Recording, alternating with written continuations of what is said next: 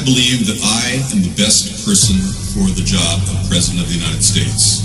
My unique talents give me the ability to be assertive and diplomatic at the same time.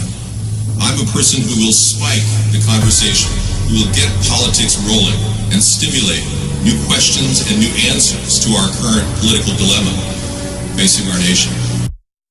I believe I have a keen understanding of the economy and how to improve where we're at relative to other nations around the world. I believe that our goal at America's Third Party was to create a very strong platform in which would propel the American people forward with new opportunities and a new possibility of creating a better nation, a cleaner environment, and less war.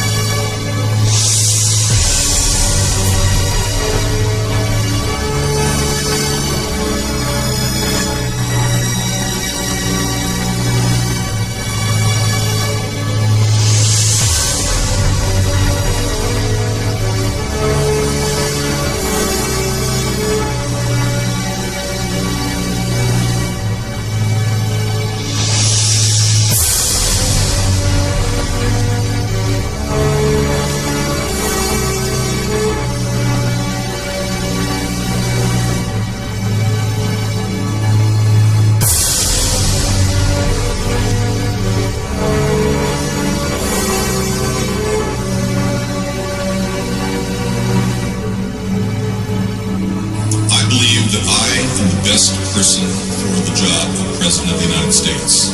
My unique talents give me the ability to be assertive and diplomatic at the same time.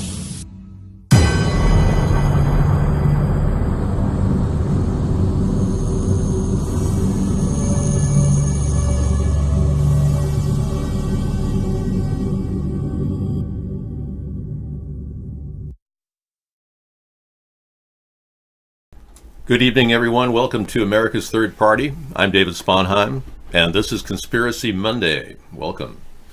I dress in black on Conspiracy Mondays because it's a color that implies the depth of darkness and the corruption in our country, which is plaguing our nation right now. And if we were to look at the world and say, oh, everything's great, these people really are trying their hardest, and they're doing a good job, I would be lying to you. And you would be lying to yourself, because clearly they're screwing up. The environment's just rampantly just like falling apart. We've got a president that doesn't even acknowledge ClimateGate or chemtrails or anything. He doesn't acknowledge climate change. So that's the problem. And neither do the Democrats. They actually don't acknowledge chemtrails either. So that's another sticking point. And I think chemtrails are no longer conspiracy theory, they're conspiracy fact. It's pretty much a given that these planes are dumping chemicals in the sky above us, and they don't want to explain why and how and who's behind this. Now they're talking about using stratospheric aerosol injection to help manipulate the atmosphere to protect us from overheating. It's ridiculous. It's all over the place. Our world is heading toward an ice age, but we're in the beginning of a 250-year period in which that may be happening. But we are also heating up the planet rapidly with this chemtrail activity. So we can't possibly discount this. This is real. And the Democrats and Republicans do discount it. Today we're going to be featuring a couple of stories. Rod Rosenstein is pretty much quitting. And it's pretty obvious that he doesn't have any personality, and I think he may have been brainwashed. So we'll be talking about Rod Rosenstein leaving tonight. I think he's a shill, and all we can find out from all of this is that William Barr wrote a letter to Rod Rosenstein before the investigation asking Rod Rosenstein to not investigate obstruction. William Barr is our Attorney General. If he had done that, that automatically makes him no longer able to rule on the issue of obstruction, yet he has. And he wrote a 4-page letter assessing the entire Mueller report, which many experts like Judge Napolitano, lead Fox newscaster, has actually said he believes that Donald Trump committed criminal acts and that there's more than enough evidence in the report, Mueller report, to convict. So this is an interesting thing. Donald Trump has been having a tit for tat discussion on Twitter with Judge Napolitano, who's a lifelong friend of 30 years. He's known him in New York. Apparently they know each other. But Napolitano believes that that's not the way to treat his friends. Donald Trump is basically saying that his good friend Alan Dershowitz has piped in on this subject and verifies that Napolitano is wrong. Let me show you the article I tweeted today. Is Judge Napolitano, or is Trump shooting the messenger with Judge Napolitano? And senior judicial analyst Judge Napolitano has reported the President Trump's weekend's Twitter broadside against him. Basically, Trump went at him saying that he's pissed off that Trump didn't pick him as a Supreme Court justice. Trump used that as his defense, and he also cited Alan Dershowitz as a strong legal mind that disputed what Judge Napolitano said. That's just ridiculous. Alan Dershowitz is a guy being accused of sexually molesting a child. And Alan Dershowitz is fighting a separate case, allegedly doing that. I don't believe anything Alan Dershowitz says is credible at this point. But to use that as Trump's defense is ridiculous. Trump is definitely guilty of something. Perhaps obstruction at every level. Sally Yates, the former Attorney General, who warned Donald Trump not to hire Michael Flynn because Michael Flynn was working for Russia, and Trump still hired Michael Flynn. Well, Sally Yates has said that Trump should be indicted. If he wasn't president, he would be indicted for obstruction of all the things that he's done and that are alluded to in the report. So I think Judge Napolitano is right on and making good work and good progress toward the real argument is how this obstruction and collusion went on right under our nose for so long, and still to this day. People are dropping off like flies, the Democratic Party not wanting to pursue impeachment. Now, Elizabeth Warren is not exactly the strong leader type that they need in the Democratic Party to pitch for impeachment, but she's literally the only one, along with Ocasio. And that's ridiculous when there's a whole need for impeachment here. I'm sure Maxine Waters would step on board and a few others, but I mean, there's a whole need for impeachment. We can't get by with another year and a half or 2 years of Donald Trump and then him running again with a machine that he acquired from the Russians.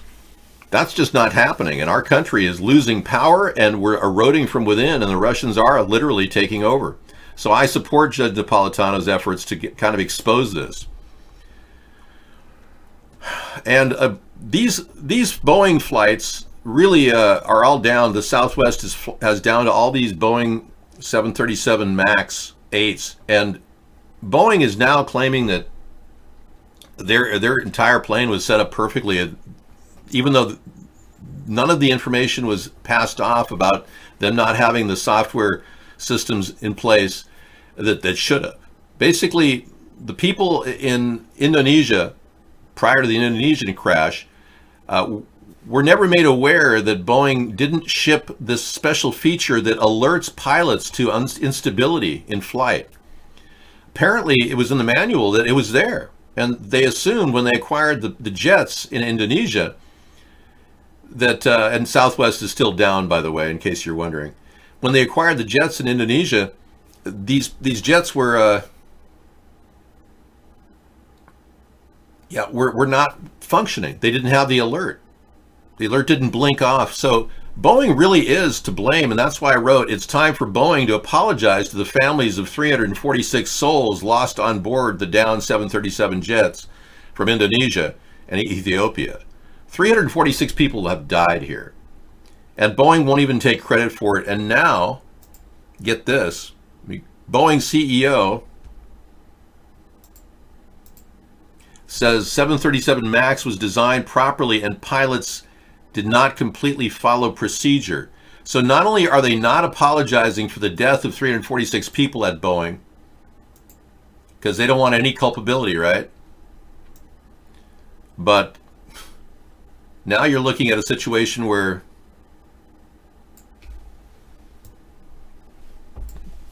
they're guilty as hell and they're covering. It's a cover-up. It's crazy. Now, as a nation, we shouldn't stand behind companies that do this. I live under the flight path of Boeing, and Boeing has been running planes over my head for about, I'd say, 6 years now, since Patty Murray had this contract overturned, a big contract that the Navy won that was going to Airbus, that went over to Boeing. And somehow Patty Murray got all those planes to pass muster. Well, these are shortcuts, the kind of shortcuts that Boeing took when they produced the 737 MAX 8. And we have it on pretty good authority from one of our supporters who knows the guy that did the testing up there in Vancouver, that was shuttled through, that Boeing was like rushing these guys. That's pretty messed up. You got news at 24. Okay, thank you. And the Canadian Embassy says it was shocked with President Duterte's threat of war over the truckloads of waste that had been shipped to the country from Canada years ago.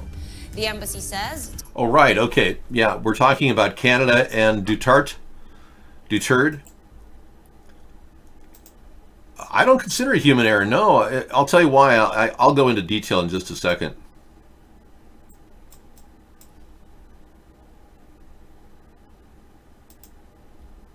Duterte is actually really upset at Canada and wants to send back the waste that they've been acquiring over the past 5 years. They're making us a dump site. And that is not the only case in point. Papasunod-sunod yan na pinapadala yung basura sa atin.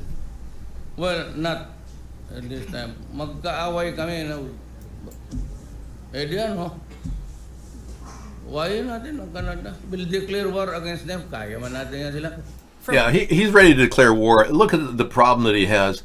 Now, do you see anything from Justin Trudeau offering to go by and pick this up and take it back to Canada? No, you don't see any leadership on Trudeau's part. I'm not siding with Duterte. I just don't understand why Trudeau doesn't do something to intervene. I mean, it's like he's not even trying. Duterte, is that how you pronounce it? Let's consult the Google Translate. Hold on, please. Beep. You were in the flight path of the Concorde. I'm in the flight path of 50 different jets now, and I never had this problem. And I really am upset about the fact that Boeing gets a free ride whenever they want, and they don't even go through proper procedure to get their contracts approved. And I'm pointing my finger at Patty Murray. Yeah, I just don't think she's doing her job. Hey, somebody asked me earlier, what would you do about the serious measles outbreak, Dave? And I have a strong idea that I think the CDC could deploy rather quickly. And 3M makes the N95 mask, which is one of the best ever, with a little blowout hole so it doesn't, heat up your face. I'd like the CDC to send face masks to all the people in the country and freely send them to, like, 5 per family, with a reorder form inside that you could just pop in the mail with a check or a credit card number, but preferably a check, and they would send you more. And these are the kind of masks that everybody could use, and we could get a big order together for 3M. They'd love it. keep that money rolling into a company that we should support. Let's see, we've got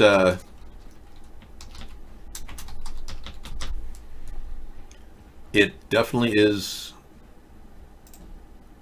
yes, Philippines.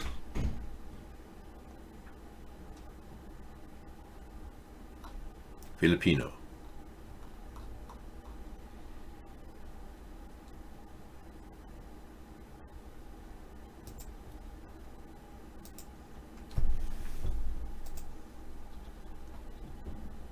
Deterred.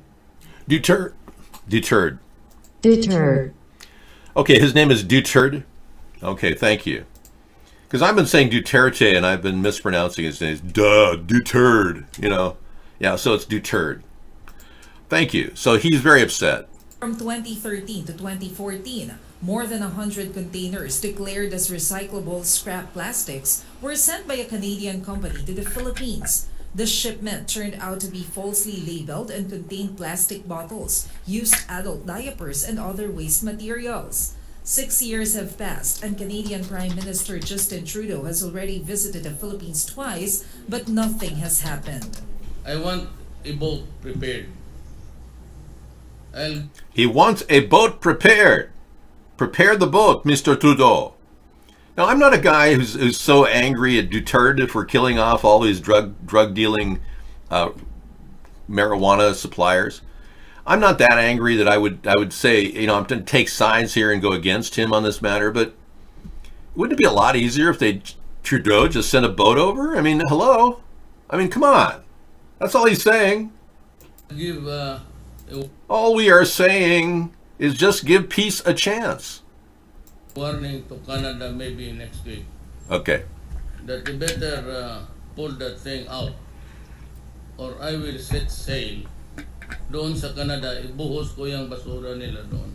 Yung iba mga 5 truck, buhos mo dyan sa Canadian Embassy. Okay. And a bourgeoisie is a very funny thing in Philippines. Bourgeoisie. Okay. Biden accepts responsibility for how Anita Hill was treated way back in 1991.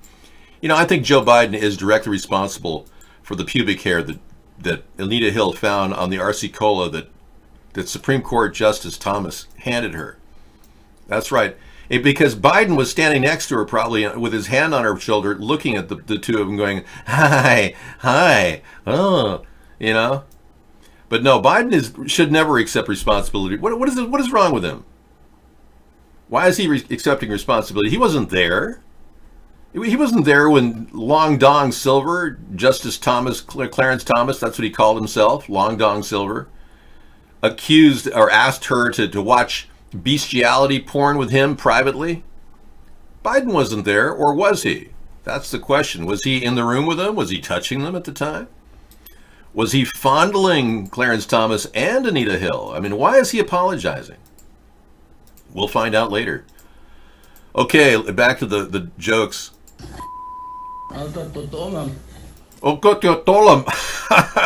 Canadian Ambassador to the Philippines John Holmes said he was surprised with the president's statement.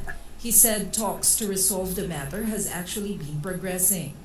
They went to Canada to meet with our Environment Department, with our Foreign Ministry, our Global Affairs. So we are 2 months ago. So that's why, frankly, I was surprised by the comments, because we are working closely with the government of the Philippines to resolve this issue. Well, apparently he's not running fast enough. Holmes also said Trudeau is determined to solve the problem. I'm not putting a time frame on it, but I want to reiterate what our Prime Minister has said. He's committed to allowing those containers to be brought back to Canada. Okay, this is what Canada has to do. They have to commission 15 tugboats to bring those barges back. That's basically what has to happen. Okay, Justin, are you listening? Conspiracy theory claims Trump is a secret genius who pretended to collude with Russia to defeat child sex traffickers. Yeah, that's actually the QAnon group, Dark Engine. We don't feature that nonsense. Everything about Trump protects pedophiles. He's never really tried to stop them. Look at Jeffrey Epstein, his close friend. Secret genius. Yeah, really.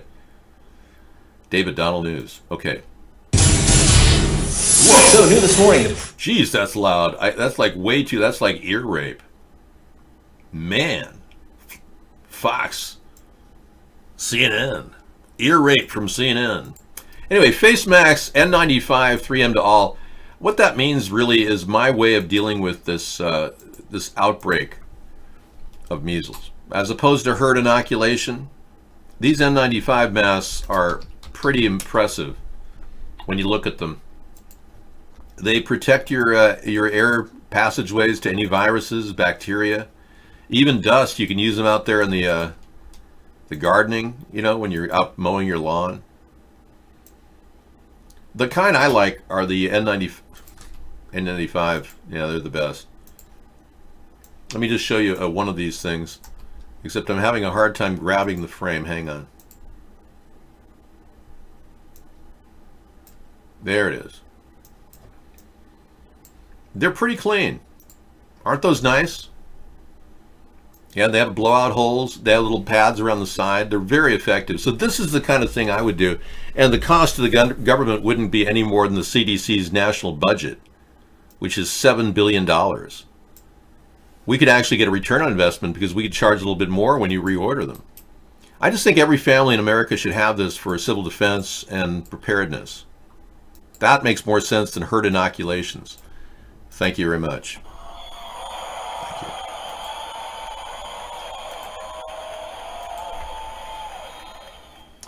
All right. Yeah, better ideas here at the third party. Much better ideas than anything you could possibly get elsewhere. California professor, okay. Tell students that fetuses are human parasites? Wow. Okay, thanks, Scissor Fight.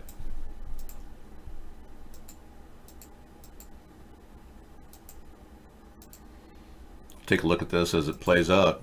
Yeah, it's kind of strange. Disgusting.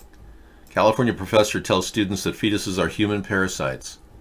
In a class taught at the University of San Diego, a professor used a slide to refer to the human fetus as a legitimate parasite that invades its mother and manipulates her immunity. Oh, let's watch this. Attorney for President. Wrong story. Fox News reportedly. Okay, apparently there's no video of her saying this.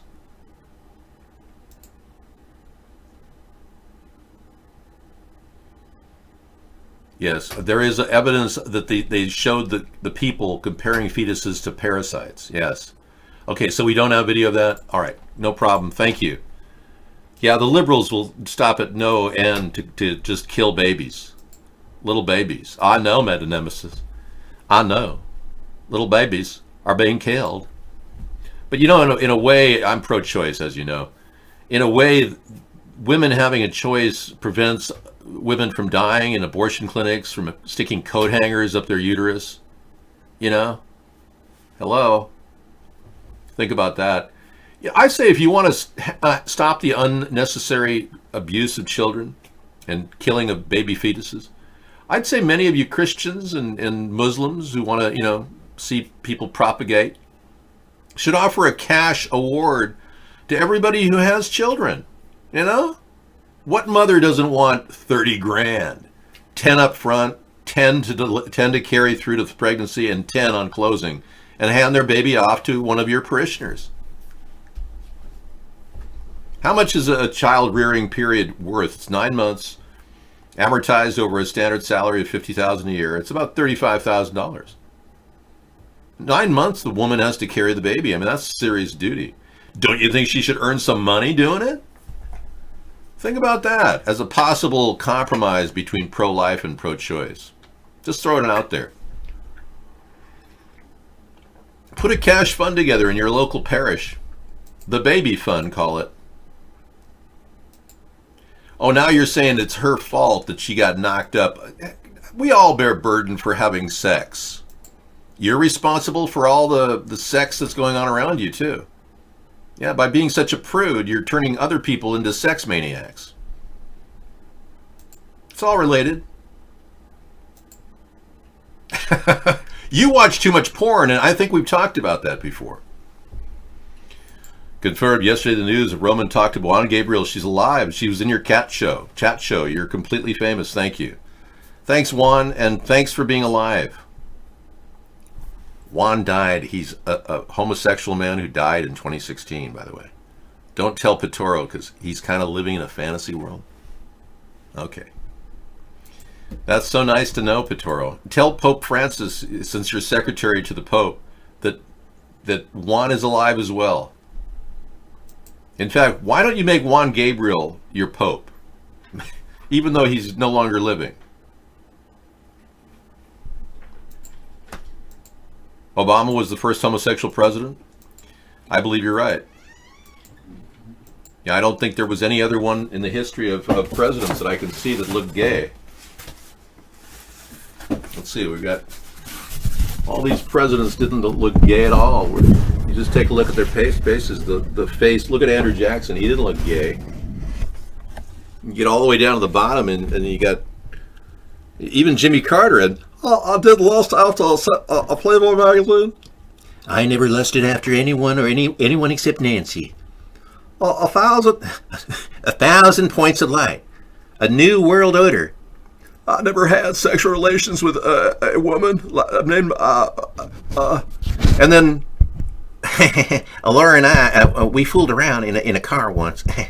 and then you got, say fella, cheers, run. Yeah. Well, let's be clear. So that's pretty obvious. Doesn't take a genius to realize that. You had to steal another $20 out of your mom's purse. Isn't she on to that thing that she's doing with you? Enabling your meth addiction? Why do the people who have profited and benefited the most out of capitalism whine and bitch the most about capitalism? Because they're all into money. Yeah, but people that are into money are into capitalism. That's why. It's your meth addiction, but it's your mom's 20s. I think meth and crack are the worst things you could be doing. You people are dying young, and you don't even know it. Your blood vessels right now are tightening up, and pretty soon you'll be like Larry King, who nearly died. Yeah, Larry King nearly died recently. He had a heart attack, a mild heart attack, they said. But they got him into the hospital, and they cored out his vessels with angioplasty, and he's doing okay. So Larry King is doing okay, everybody. Praise him. A long far cry from his charge of embezzlement back in the 1970s when he was doing, serving a little, accusations of. So he's kind of grown into a different kind of a guy. But I hope that RT lets him go on the contract a little bit and give him some rest time. Don't be too tough on him. Don't try to make him go back to Moscow and continue doing propaganda for RT. That would be too much for him, I think. He needs to rest. Recovery is very important after angioplasty. My father had angioplasty. It's extremely important to be stress-free if you can. No, that's an actor named, I'm not sure, but he's an English actor who played in a couple movies recently, and he is not me, no. I realize that look a little alike, but look at the bulbous nose and how sculpted my nose is. You can clearly see a big difference between the two of us. If it was me, I'd have to have had my nose reinvented. I would have had to have a big nose job or something. But yeah. See that? And he has, I guess, a mole right here. Yep. So it's not me. Anyway, I'm not a famous English actor, but thank you. No. As you know, you still think that I'm Jim Carrey because Jim Carrey said he doesn't exist anymore, and I can't impersonate him. I cannot impersonate Jim Carrey because he doesn't exist anymore. But if he did, we'd all be worried. He's going through a lot. Life changes after his girlfriend killed herself. I think if that civil case with her family goes down because they believe he's complicit in the death of his ex-girlfriend, then I hope that he can get through the recovery stage that he's going through right now. come out emerging as a real person again. I am the one. I have the power. Clearly you are the one, Neo. Well, it doesn't take Einstein to realize that you need somebody with some brains up here to solve problems.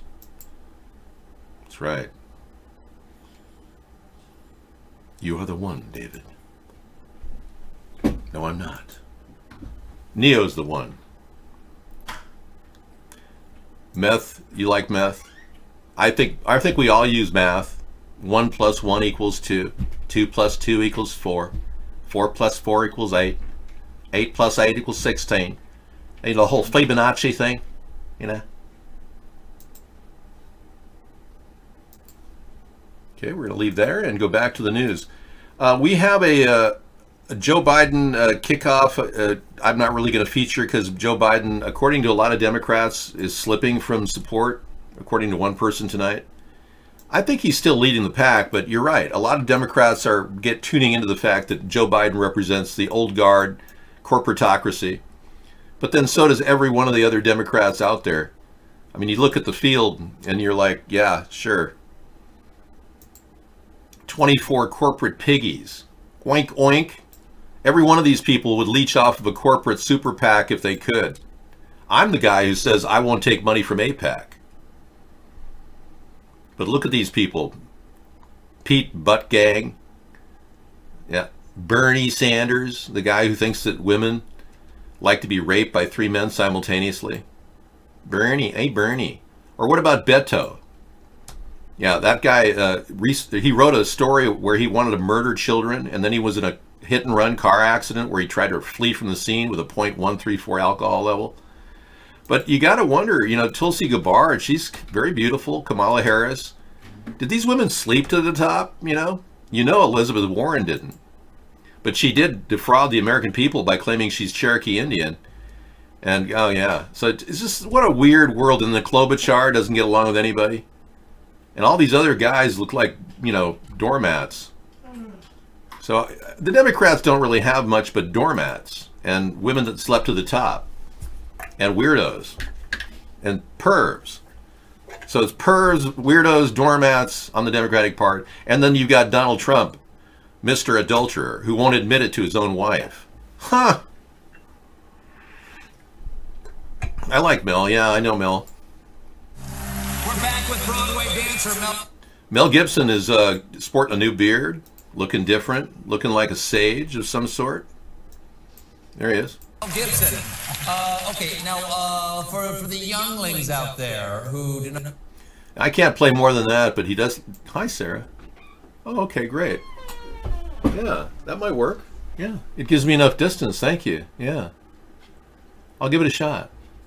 Thank you so much. If you don't need this part, I could take it back. Yeah, I probably won't. But if it does work, that's all I need is just to push it, you know, on top of something. Well, I'll play that later tonight. I got Mel Gibson with a big beard, looking like the Messiah. I know he's working on Passion too, but I'm a little concerned that this is Passion beyond. Yeah, beyond Passion. I take it you already have the phone in here. Yes, I have the phone in here. Okay, an Army vet plotted to commit terrorist attack in L.A. I don't want to go there. It's too much fear-mongering. And Deputy Attorney General Rod Rosenstein submits resignation. Yeah, that's like a wallflower deciding he wants to be replaced by wallpaper.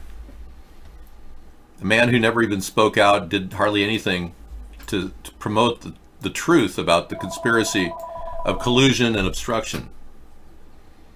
If you're trying to call in, you are being blocked because of the necessary, you know, reality that many of your calls have been harassment and threats. Those people who have been blocked are blocked for a reason. Larry King had a bout with a heart attack, mild heart attack, but he's doing okay. Well, I do have to say this. David would like to give how much per month to U.S. citizens?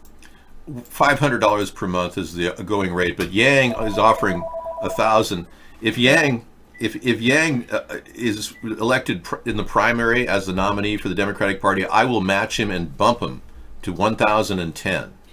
Only if he's a nominee.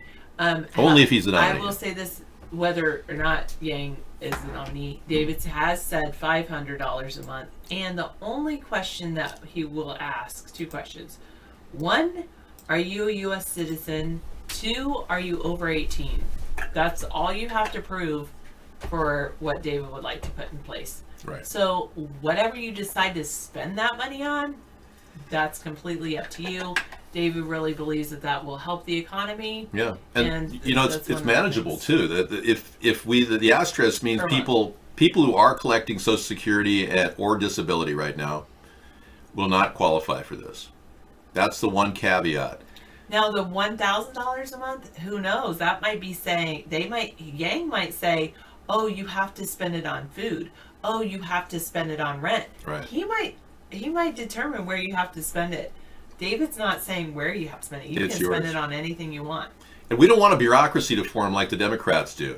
We don't want to have a bunch of paper pushers or pencil pushers trying to mark down how many people in your family, how much income you have. All those days of EBT will be over. We will be firing a lot of social employees within our government at that level and hiring new ones for auditing programs to try to get rid of government waste. We're not So- going to ask you what you spent it on or penalize you for spending it on whatever you want. Yeah. And the nice thing about this plan is as the population gets older, they say 65% of our country will be 65 or older by 2030. Most of this will convert into Social Security. So most of those people will be collecting. Some of them who don't pay into the system won't be collecting, but you'll still get your $500 a month Right. until you get your Social Security. Then you no longer get your $500. Then we go to Social It'll Security. be a minimum of $500 a month. It's a minimum, if you yeah. qualify for Social Security, then your minimum will be $500 a month, and you would possibly have more than that per I month. think the minimum on Social Security right now is $770, $780. I think that's the minimum. I'm saying For that the there's lowest. certain people that that's only for people who qualify. Yeah, like I you said, would yeah. qualify just by you being a U.S. adult citizen. Okay, thanks for sharing the Diversity Super Saver Day. We'll look at that later. Trump serves to Baylor women basketball team. Okay, Max.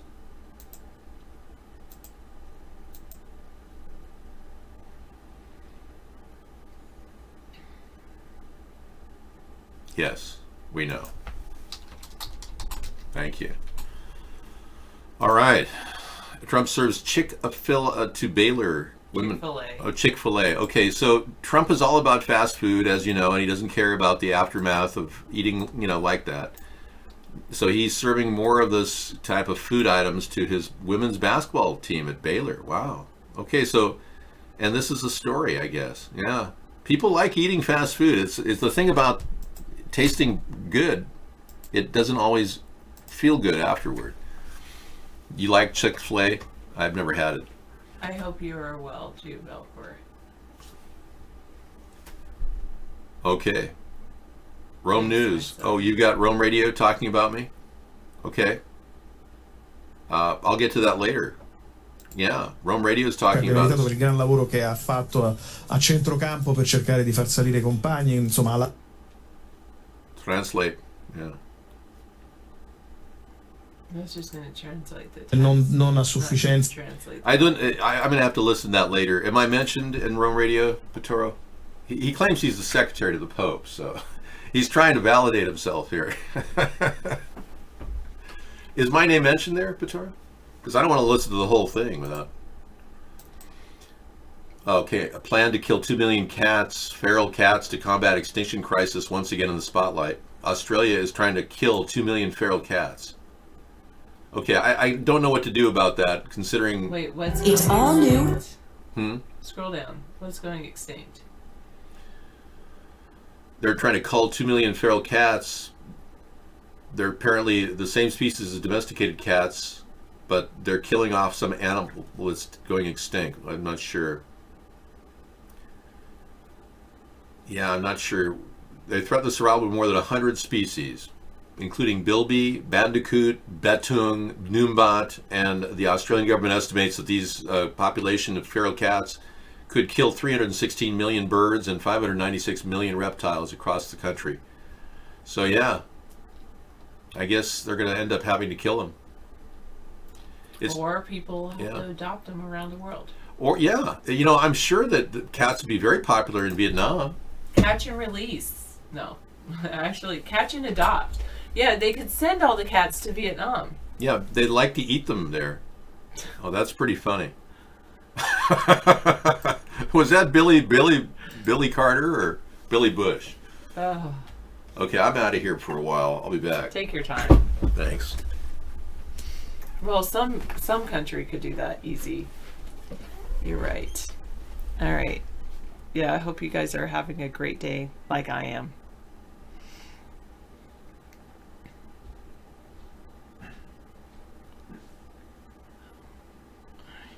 Yeah. You called to order food yesterday, and the lady who had no manners when you went to pick up your dinner, she was like, let's see if I can do math in my head.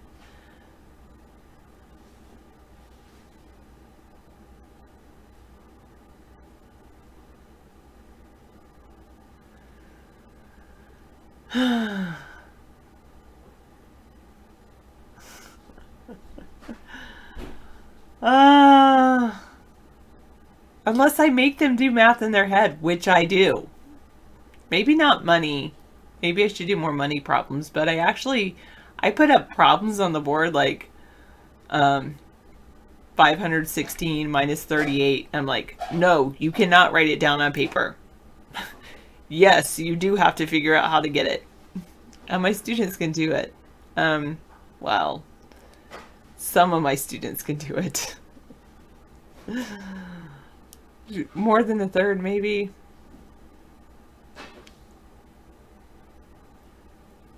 She knew how to do basic subtraction. Once they leave me, so I have to pump them up really super high, so when they leave me, then they don't lose as much. I look rather first lady-ish tonight. Imagine when I put the hair down. Don't you think this outfit requires the hair up though? Yeah, I do challenge them. I call it number talks, and actually they're supposed to be like this, and if they think they know the answer, 1 thumb up, and then if they have a second way to explain the answer, there you go. My top is like a cream white. Missing a brooch. Where would the brooch go? I always thought a brooch went on the neck, but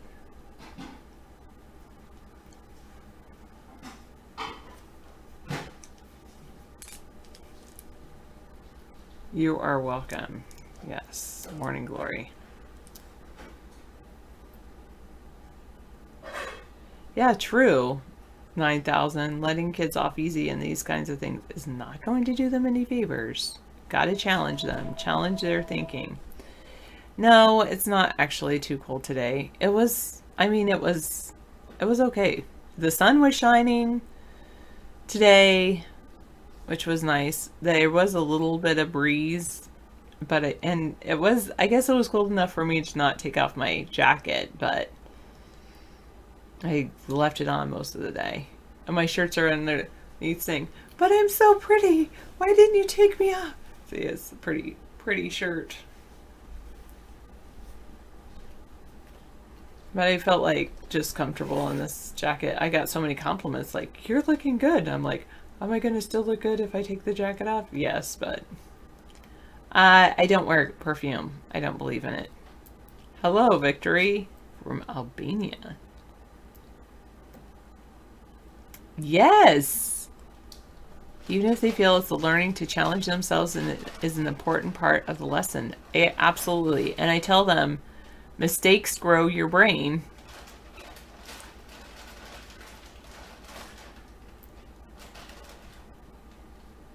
People are thirsty for water.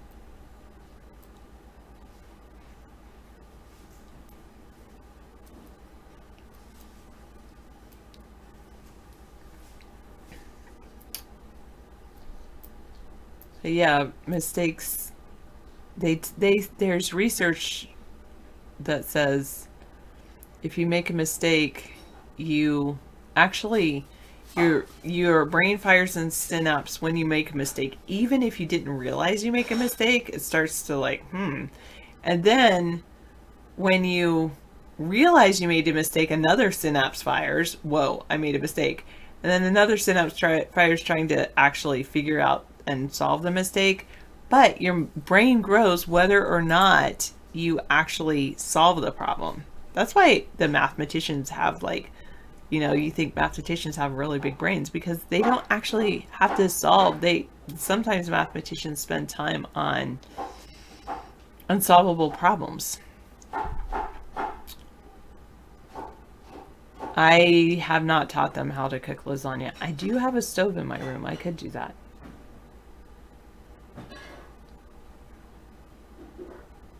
Sometimes special soups keep you smelling fresh throughout the day. I do have some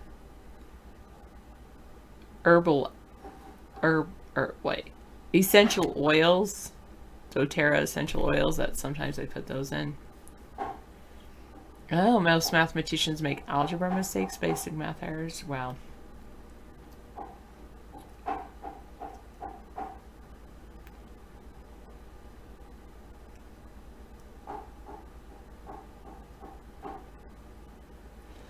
Get a dot book, huh? One thing I really enjoy, Melkor, is we have this stone now, a deodorant stone. I think it's made from some kind of salt or something, but I use that, which I find way better than like the traditional deodorant. I'm not very. You're watching an episode of WKRP. Johnny Fever is playing a commercial about red wrigglers. Cute. Yeah, it does work all day. Yeah, pretty much.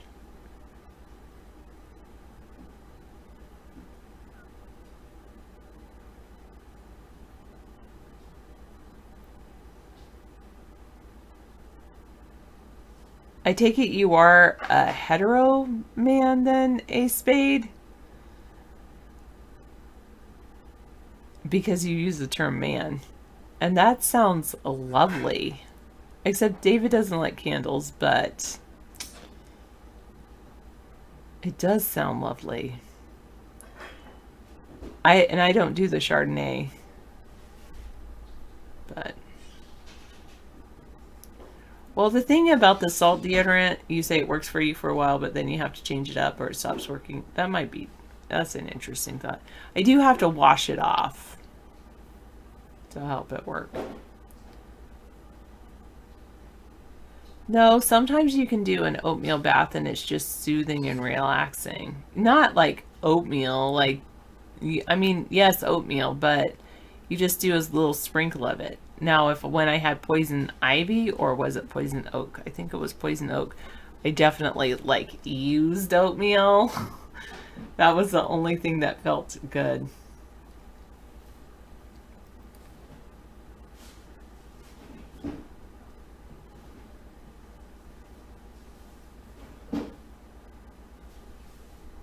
Easy thinks candles are irrational. They burn, and the light they give isn't rational. Some people burn them for the smell, and David doesn't like smells like that. And neither do I, actually. I'm not a big scent person. I don't like perfume. I hate it. I really don't like lavender.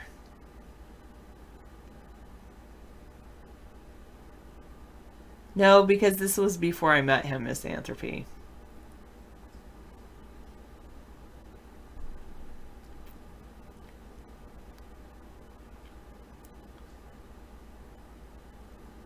Yeah, I hate the whole aluminum beads in cosmetic deodorants.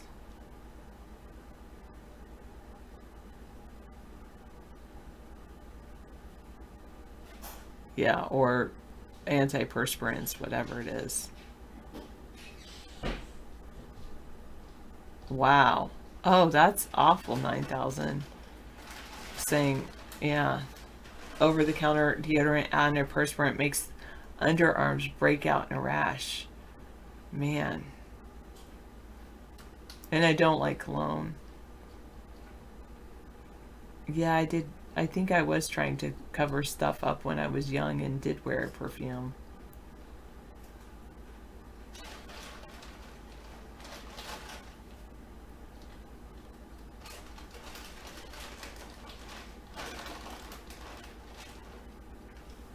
I'm sorry, Zenu.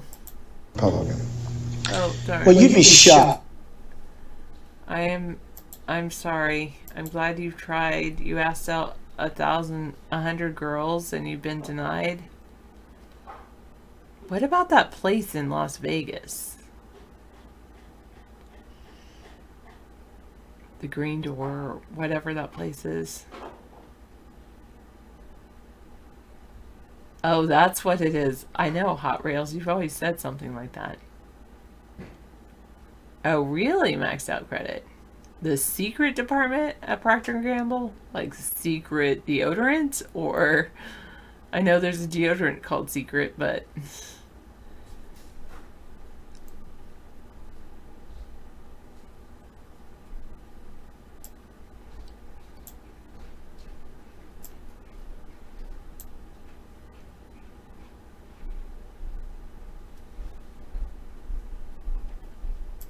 I don't know. Oh, sorry, Hot Rails. You might be right. Oh, that's a good one, Big Hug. Have you thought about a school for the blind ladies? Yeah. Sometimes, Miss Anthropy. I do wear eye shadow. Oh, yeah, that'll work, right? It should go, yeah. Okay, It's not long, not real long, but I know it's kind of short. It'll work. Thank you. Yeah. You could get a pipe and put it on the end to make it Yeah, I longer. suppose, but thank you. That's good. Yeah, I've heard you can make your own antiperspirant or something like that.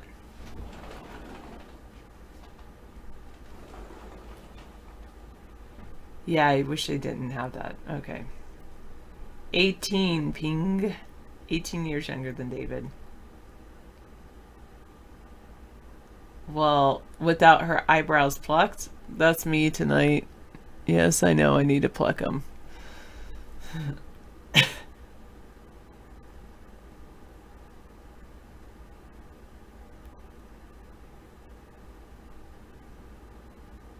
It should be important. No, I don't have a barbecue. David sometimes barbecues, sometimes on a... You guys have seen his barbecue on like this open fire pit thing. But... No, we don't have... We don't usually do barbecue. Is David a sugar daddy? I thought a sugar daddy is someone who makes lots of money and gives the woman all his money or tries to buy a woman's affection with money. Do you think David's a sugar daddy?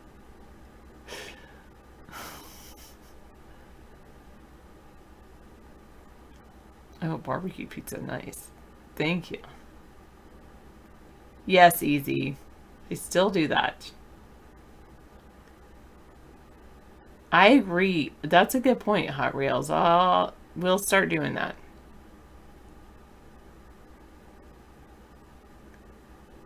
That's true. David did buy me a hammock and a shower head, and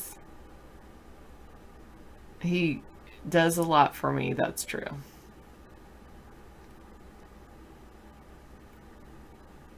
You send your money to Nigeria to help out a prince with hopes of earning millions of dollars once his finances are freed up.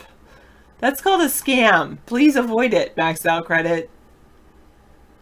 Please don't max out your credit to help a prince.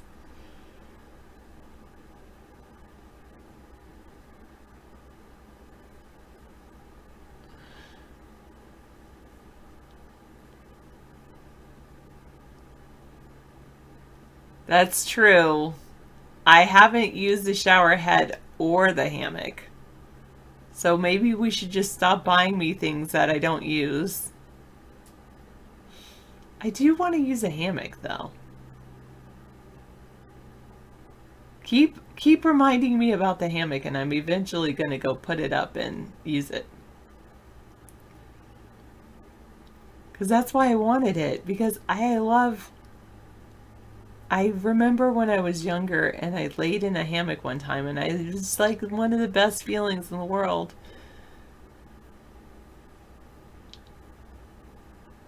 And I haven't done that now. So I need to do that. I'll ache. I could stream from the backyard and my hammock on the laptop. That would be fun. When you were in school, you used to gather pennies for China. We're thinking about gathering nickels for the Jefferson Memorial. We haven't yet, but we're thinking about it.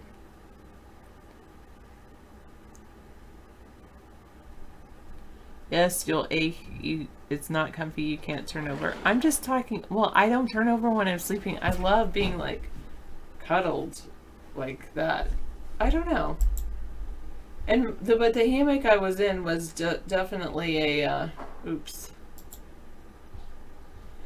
was definitely like one of those flat ones that like. So anyway, I think I'm gonna enjoy it. You can see up my nose when I lay in the hammock.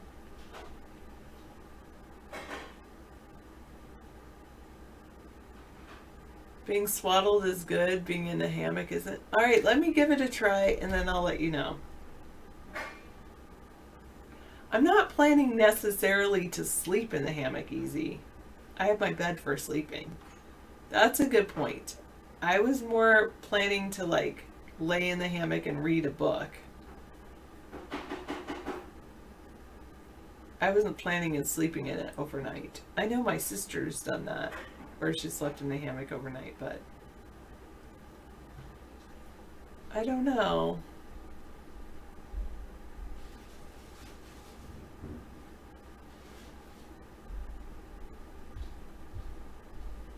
Yeah, we still have pennies in the US, yes. Oh, that would be horrible, Misanthropy. You're looking at a van conversion, driving, sleeping. That's good. But not in a hammock, obviously. You probably would want some kind of... Oh, you know what would be good is Coleman's has these cots that's perfect for a van. Hello, GG Allura. Somebody said that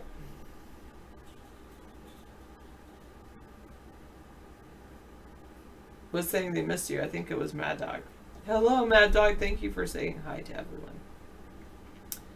Red Wrigglers, the Cadillac of worms. I love my worms.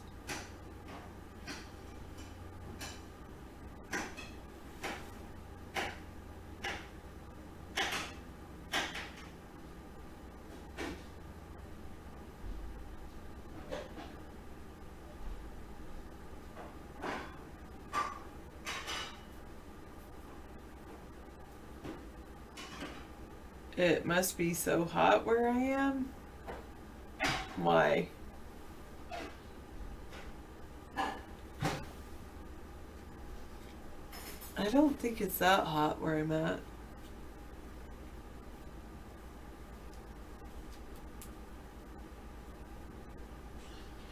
Red Wrigglers, the Cadillac of worms. That's the song he plays on WKRP. Huh. I'll have to go listen to that.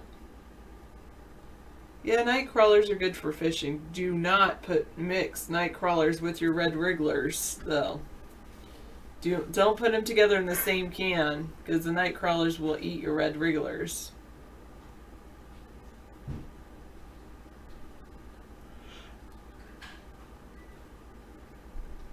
Oh, you have a skunk in your backyard? Sometimes they can eat like cat food and like, eat garbage and get really huge, those skunks. Good to know. I am not a fisher woman. I've never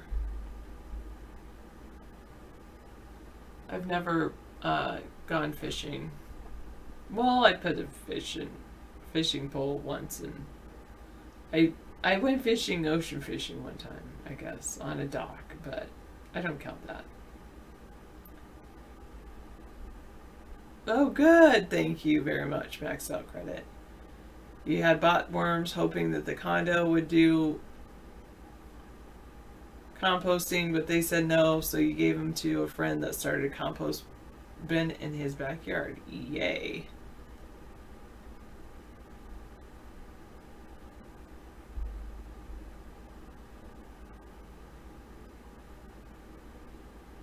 Yeah, it is some work, for sure.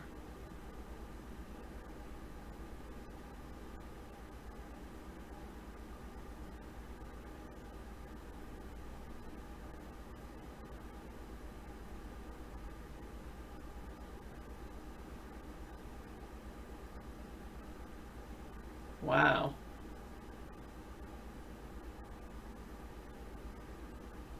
Today I had students out, and Friday, both days, I had students out weeding in our rain garden. Our rain garden's basically like a ditch between the sidewalk and our parking lot. And I told the kids, I don't know how many of them it sank in, but the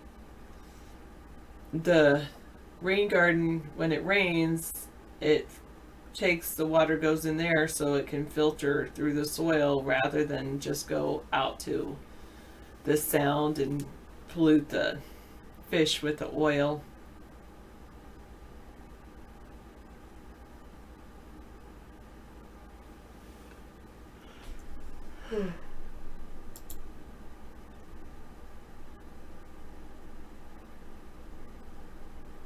Well, he's wearing a suit and tie. Is that what you mean, Miss Anthropy? Anyway.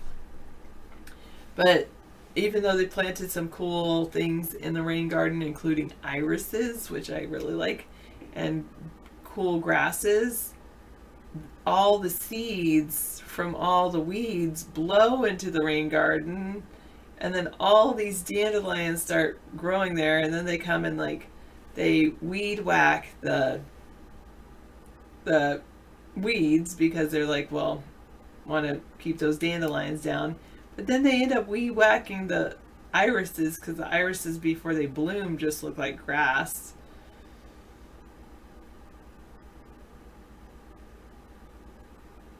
So I got the students out there to dig up start digging up the dandelions so that they won't weed whack the irises. Anyway, it's pretty cool. I think your hair is larger than mine, longer than mine.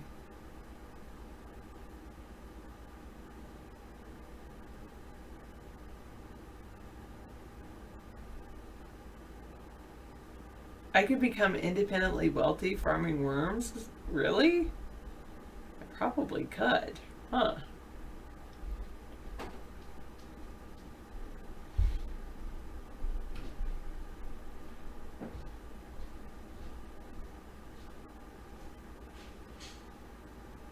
Yeah, the market for live bait, that's true. Bats and frogs and spiders are going to be fat this year. Oh wait, you have massive flooding this year up in Canada. Some places 3 feet. Mosquitoes started on Saturday night. Terrible crop this year. Bats and frogs and spiders are going to be fat. Lots of mosquitoes. Really? Okay. I did put in another worm bin. I started composting in there.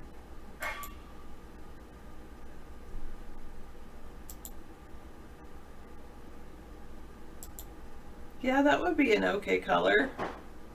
I don't know.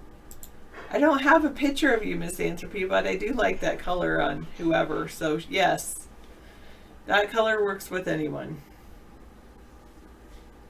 No, this is a jacket.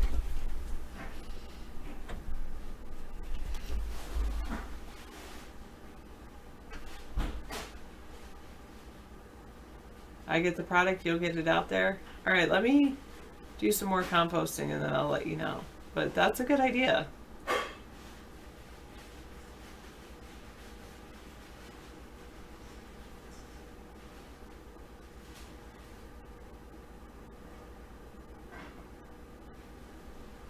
What color skin do you have, Misanthropy? Do you have skin like the person in that picture? Do you have skin like me? Do you have skin like, I don't know. I don't know what your skin color you have. But I think that color would go with any skin color, pretty much. I can't get chickens for my garden. Well, I could for my, well, 2 reasons. I would like the idea, I like the idea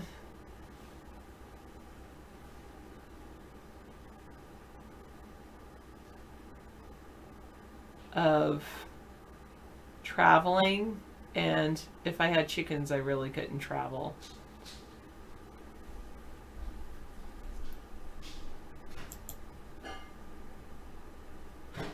I'm sure Misanthropy does not look like that. And the other place, I mean, they do have a school that does have chickens, but you have to have someone taking care of the chickens in the summer, really. I am okay, Xenu. I'm actually quite well. How are you? I know that you're disappointed because you asked 100 women out and they all said no, which is very disappointing. I'm so sorry.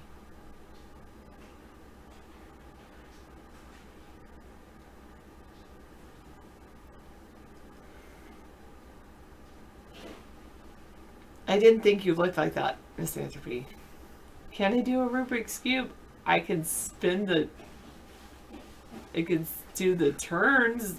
Can I solve it? No, I never solved it.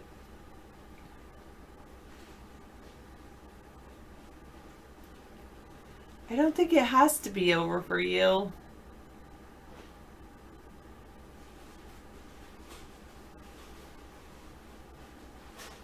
Have you tried, like, I don't know, don't they have some online dating sites or online chat rooms where you can find someone to date?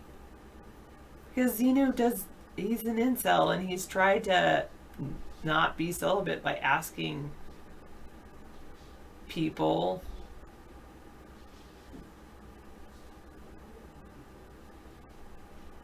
Oh, I would be impressed if you could do a Rubik's Cube.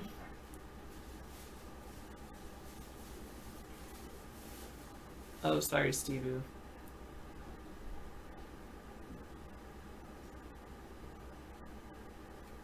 Alright, go to a bar, pick up a drunk girl. Oh, wait. Get drunk and pick up a girl? Yeah, maybe it's both of them. Maybe it's your inhibitions, maybe it's her inhibitions.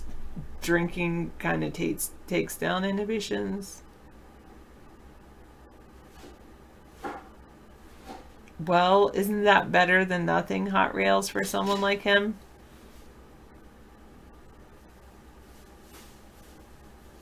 Yeah, true that, Misanthropy. Dear Sarah, my love life sucks. Can you help me? I'm sorry, no, I can't help you because I'm in a committed relationship, and even if I weren't, oh, I don't know if guilt is the best way to get someone.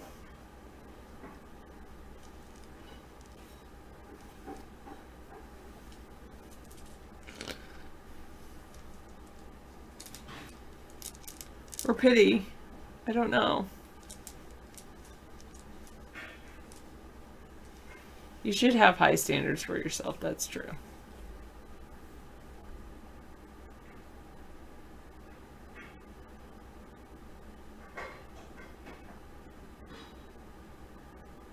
Yes, I do know how you can tell they're real pearls. You bite on them or scratch them against your teeth, and if they're fake, the paint will peel off.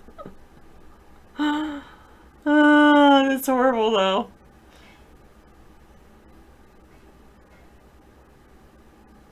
That's what I want to do. I agree with that, Misanthropy. Completely agree with that.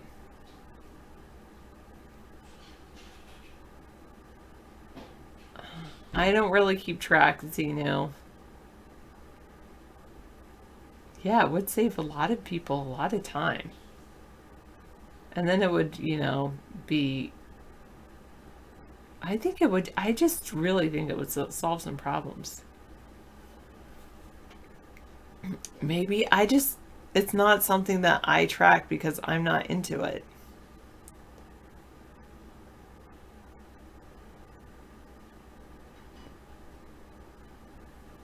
I would not have that Hot Rails, maybe of somebody else, but definitely not of that individual. Oh, I apologize if that's what you look like. I just don't find that person appealing to myself.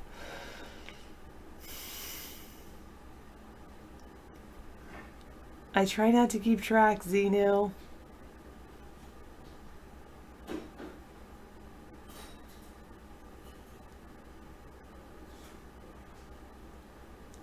Perfect, Misanthropy. See, it's just, it would solve so many problems. I completely agree with that. Completely. Sarah should start a dating Twitter feed. What? I'm not dating anyone. So I will be making broccoli cheddar soup on Thursday. Oh, yum. I'm gonna come home early. Maybe. You do. Let me think. I think I can. You don't have to worry about it. I'll make it.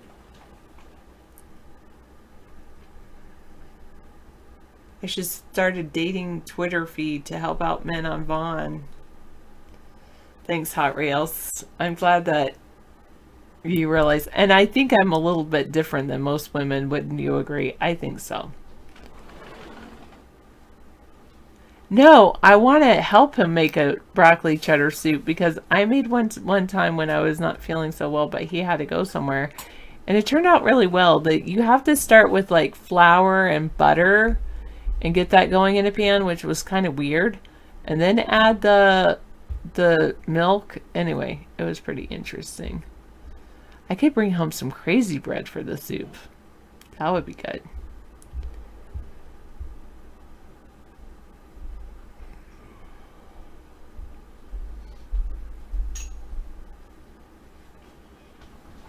Actually, David's food is not bad. Yeah, it tastes better. No, I did not attempt to make your pesto recipe. I'm sorry. I'm just too... Yeah, I'm too busy to make pesto. Oh, speaking of which, I realized I need to make a phone call tonight, and then I need to work on... Yeah, flour and butter helps thicken the soup. I need to make a phone call tonight.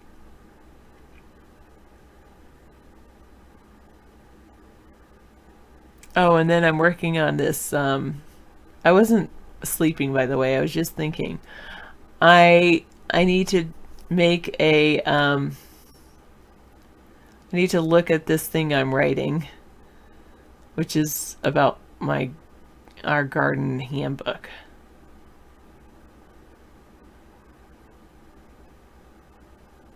I'll find time after one taste. Okay, I probably will. Half the things he makes just looks like jambalaya because he just puts a lot of vegetables in it, and he also like just puts everything in one pot instead of like having things separated.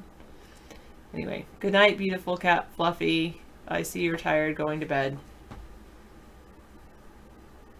Can David make some fried cod or haddock? You want to see how he does it? Make a nice fish and chips. He doesn't fry it like that. We buy it like frozen and then heat it in the toaster oven.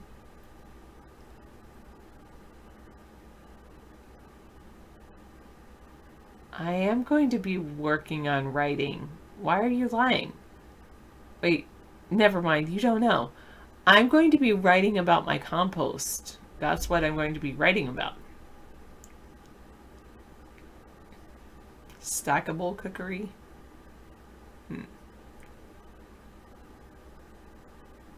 You don't eat salt and sugar? Wait, you make fish and chips and they're non-salted?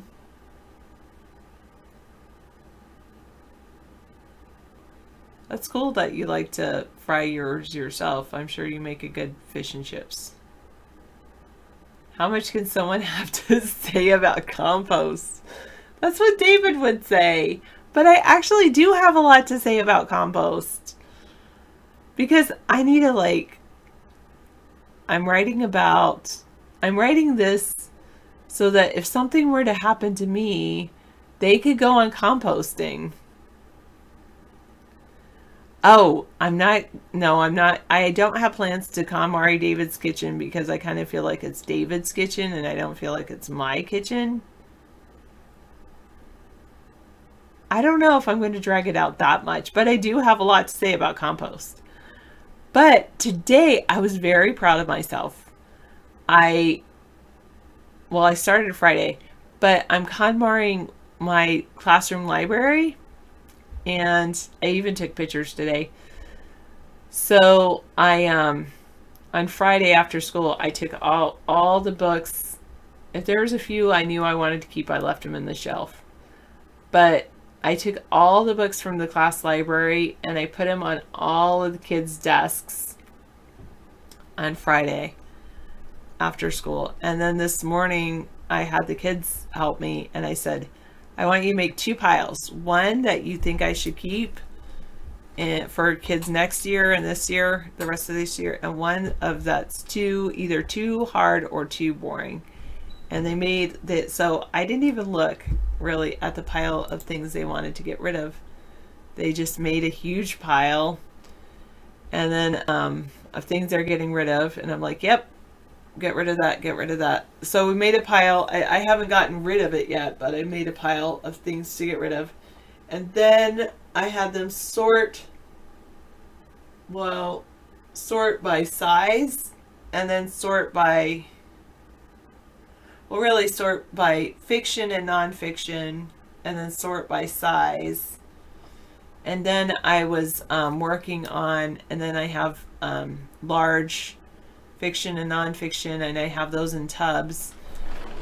So anyway, I'm doing that and I'm feeling really good. But as a teacher, the difficult part is, like, if you do KonMari at your house, I suppose that's the same, but you can kind of leave it and come back the next day.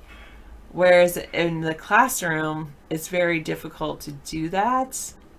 I'm so sure if I put a book in worms could eat books completely. In the classroom, like, I had a bunch of stacks that I'm trying to put in ABC order, the ones that they're keeping. And then I got like halfway through and then I'm like, I don't want to leave these on this table. I still want to do it sometime in the future. Well, to be specific, I got to make an exact date. So Wednesday. But I wanted to move them off the shelf for today, or the table. So I put them I had stacks, so I put them one stack up and one stack sideways, and the next stack up and next stack sideways, because I had like 10 stacks to still go through. And I just put those on a shelf so then I can pull them off the shelf and do that.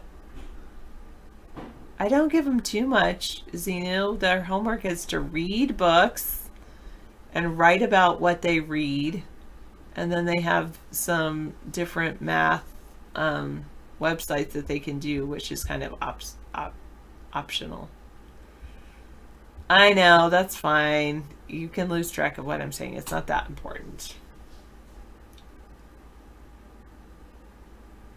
No, we don't do that in our, I don't know if it's just our school, our district, our state. We don't hold children back. And actually the research shows, there has been research that shows that it's called retaining a child, keeping them in the same grade. Retaining a child actually does not help them long term. It's actually the worst thing. One of the worst things that you can do with a child long term is try to retain the child. I do encourage parents that when their child is going into kindergarten or before their child goes into kindergarten to, like, if you have the choice of putting your child in kindergarten or holding them back, they're like, well, you could do either one, it's up to you. Then keep them out of school for the extra year. It just helps them mature more. So you were saying I could have sat there doing nothing while listening to me. Yeah, I mean, listening to me, is that nothing? Maybe. Reckful just listened to 20 minutes of Ronald Reagan. OMG. Was it good? Worse. His stories are worse than Garrison Keillor. Okay. Oh, Lake Wobegon? Oh, gosh. You're right. It's worse than that? Oh, man. Good night, Maxed Out Credit. Thanks for listening to me.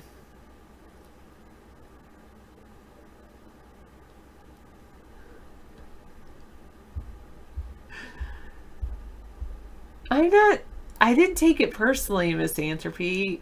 I understand you. It's okay. It was a point for me to be more succinct. And I was just feeling dead airtime.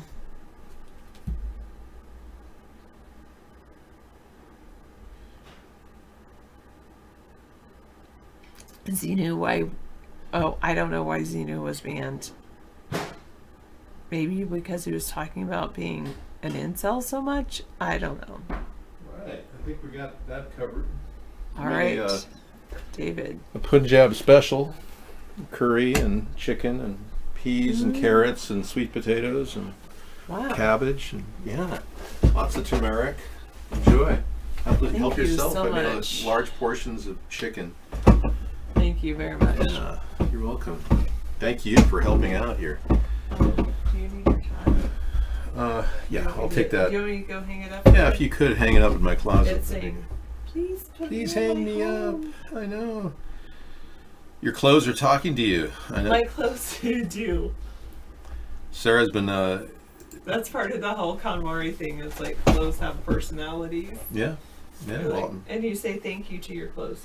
Thank you for being a good tie. Let me go put you where you belong in your home. Yes, a good tie. And we keep everything clean in our closets. Sarah and I have the best closets. We're both very organized now. Of course, she always was, but I've always been, but she got even more organized recently. And I made some white sauce, poppy white sauce that you may or may not like. It's up to you. Okay, thank you. Sure. It's always nice to have a little white sauce, like tahini or something, when you're cooking curry. Yes, you love curry. Yeah, I made something beautiful. It was beautiful. Yes. I essentially took everything that is good together. Carrots, peas, sweet potatoes, cabbage, with sesame oil and chicken. You know, I didn't add garlic, but, you know, that's okay, because it's went for a sweeter feel, you know, less garlic. Onions, big part of that, and mushrooms. Ronald Reagan was a unique individual. And I must say that as we look back on how he stopped communism by telling Mr. Gorbachev, tear down this wall. That was one of the most epic moments in U.S. history and world history. Well, I think the impeachment process is pretty much dead. You've got Adam Schiff going, But Judge Napolitano on Fox is really nailing it. Trump really did violate laws in every way. And what he's done would have been indicted, no problem. Even Sally Yates, former Attorney General, said everything he's done is indictable. But managing to be president and then rigging the election with Russia's help hasn't seemed to impair the process that we have, which is to continually ask questions and ask why, you know? Why is Donald Trump trying to to continually deny this when if it was all said and done, he wouldn't even respond to people like Judge Napolitano. But over the weekend, Judge Napolitano was in a veritable verbal tweet war with his friend, Donald Trump. 30 years they've known each other. But it's getting personal, you know. The judge says that, yeah, there's more than enough evidence to convict, which is very interesting. I'm trying to get my video picture up here. Did Sarah somehow get rid of my entire backlog? Oh, there it is. Okay, I was wondering where it went. Now, Trump has been very much a flip-flopper. If you're a Republican and you voted for him, this is not, no, this is fruit enzyme. That's all that's in here. You're a little disappointed in Donald Trump if you voted for a Republican that you thought was fiscally conservative and strong on gun rights. He's neither strong on gun rights or fiscally conservative. In fact, look what they pulled up from the archives.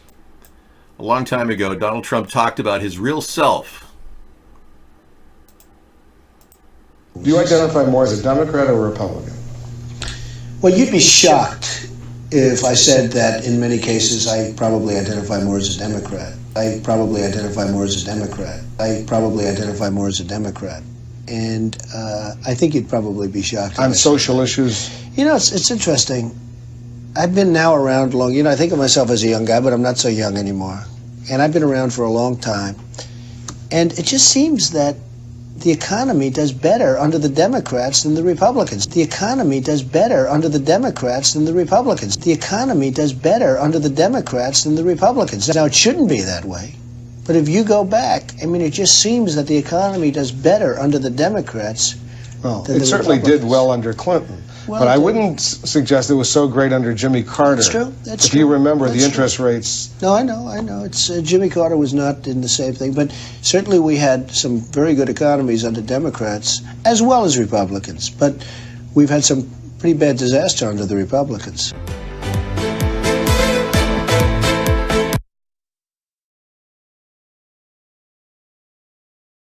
Wow, I got out of that outro as fast as I could. That was intense. Yeah. Sorry for the ear rape. Yeah, we've been having a lot of that lately.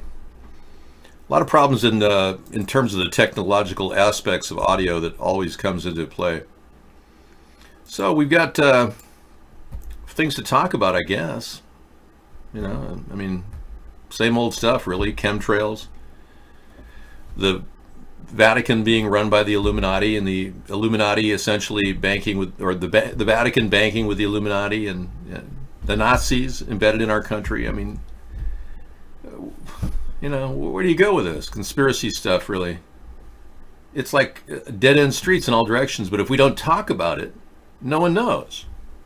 That's the thing. That's why I have Conspiracy Monday. If we don't talk about these things, the missing children, the blood-drinking rituals of the Illuminati, the adrenochrome, the hormone that they harvest from tortured children. If we don't talk about that stuff, nobody else will. But where do we go with that?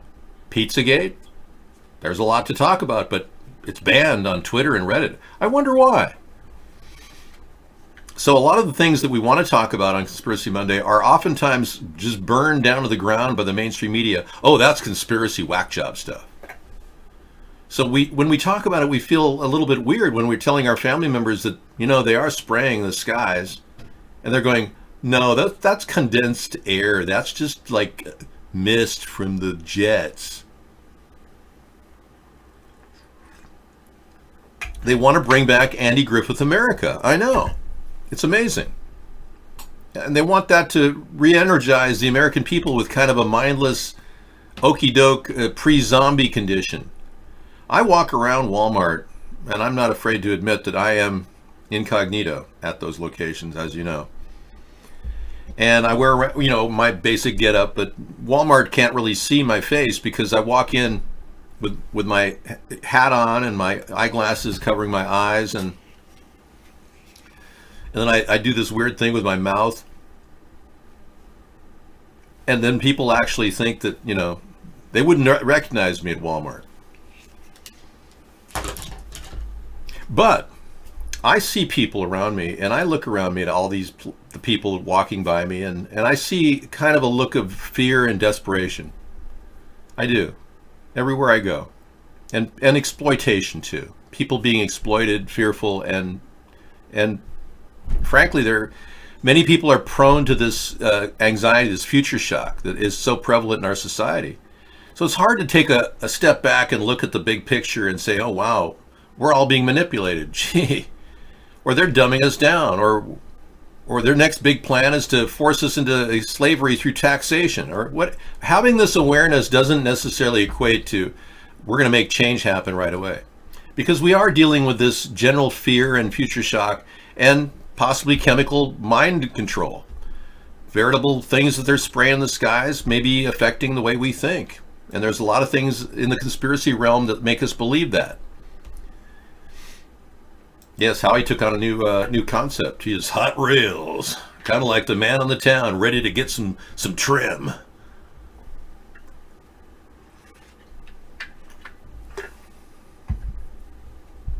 No, the thing is, you're asking for the same things every night and expecting different results.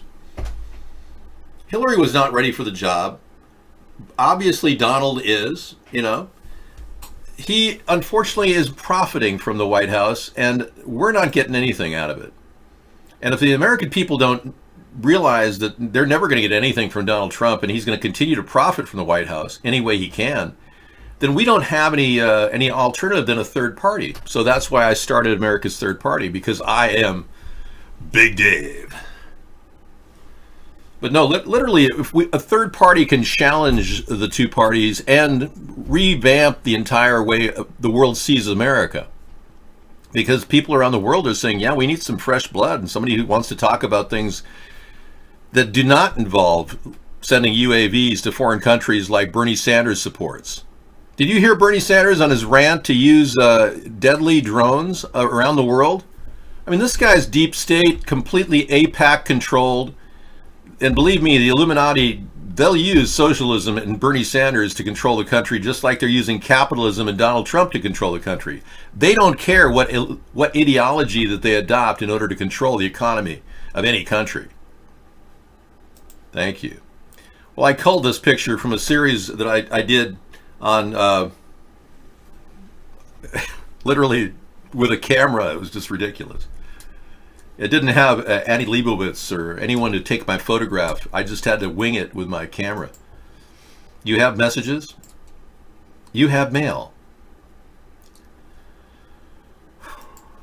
Yeah, he pretends to relate to the working class, and unfortunately, he's in the 1%. Bernie is. He made $2.3 million last year. And unlike Bernie and all the Democrats, I have a concept that really revives the economy. Hybrid capitalism, which Sarah and I wrote a book about, which you can easily download for 99 cents at America's Third Party. It is a way of actually getting the government to run under budget, pay as you go, and also generate revenue so that we don't have to rely solely on tax dollars like the Democrats do to fund this disastrous economy. And by the way, we are literally borrowing money as we go, in case you didn't know. The college paper that I had, I encountered a series of people in college that were various people, and one of them was a black man who was in my civil rights class that was at UCLA. And I was just taking a break. We get like 2 breaks in a 3-hour period. These classes were like Tuesdays and Thursdays, bunched up 3 hours, 2.5 hours each. Anyway, I was sitting out there, just getting some fresh air, and he walks right up to me and he says, hey, what do you think of this class? I said, well, I think that it's pretty good to hear about what the civil rights movement was about in the 60s, like the free speech movement, Students for Democratic Society, etc. And he said, and this is his response, Whitey, you don't know nothing about the civil rights movement. It's like, whoa. I mean, if that wasn't a case of serious racism, I don't know what was. Yeah. You don't know nothing. And I said, well, that's a double negative when you say don't know nothing. That means I know something about the civil rights movement. And he said, huh? What? And I could see the wheels turning in his head. And he said, how much do you think you're going to get? What kind of grade are you going to get on your paper? And I said, I don't know, this guy's, he's a tough Jewish professor. He'll probably give me a B, I would expect. And he's a Marxist too. And the guy's like, well, I'm going to get an A+. So how do you know you're going to get an A+? Because I bought my paper, he said. $25 and I got my paper. And sure enough, that guy got an A+. I never even outed him during the class. I just said, wow, you got an A+ on that paper. And I did get a B. The guy was kind enough to give me a B. But for all I know, the experience lingered in my mind for years that these people who are really, really angry at white people are lucky to be in college, to even get in with affirmative action. And I didn't have that fortune. I didn't get any money to go to college when I was 18, 19, 20, 21, 22, 23, 24, 25. I didn't get any money to get into college. So being I was white and neglected, even though I was the #1 student in my class in high school, I essentially am a victim of affirmative action. And I realize it very acutely what that means. For a lot of people today who are trying to get an education and can't get one, we saw literally Elizabeth Warren get a DNA test last year, or this past year. I think early in the year she got it. And she didn't score very well. She only has less than half of 1%. Most white people have more than that of Indian, Native American history in their body. I know I do. So she literally defrauded the American people, and now she's running for president, and Trump won't even prosecute her, which is very strange. He won't prosecute Hillary. He won't prosecute Elizabeth Warren. And these are the talking points that I was going after with Elizabeth Warren that he used, and he made a big thing about it, and he won't even act on it. So it occurred to me that they're trying to constantly fumigate all kinds of anger, or foment, I should say, foment anger between people, not fumigate. They're trying to foment anger among people left and right. So they need Elizabeth Warren out there. They need Hillary Clinton out there. The elitists require that we hate each other in order for their plan to work, because then we're divided. We're constantly hating each other. She says the VA problems are a myth. This woman is like completely lost. Everybody knows the VA system is a disaster. She's talking off the top of her head, and her Justice Democrats aren't feeding her enough lines fast enough.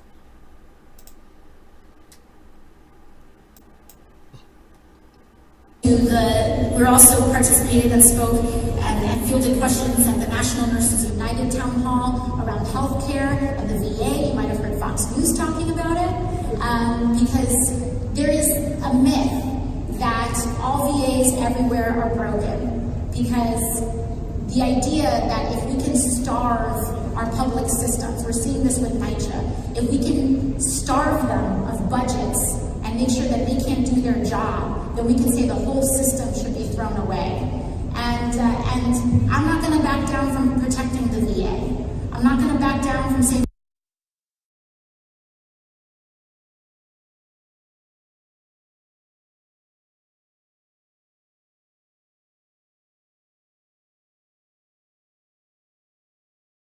Yeah, it is broken. The entire VA is broken. How can you not know it? How can you not know that? I mean, if you spent any time at all with a relative who suffered from the VA's unbelievable poor care, you've heard the stories.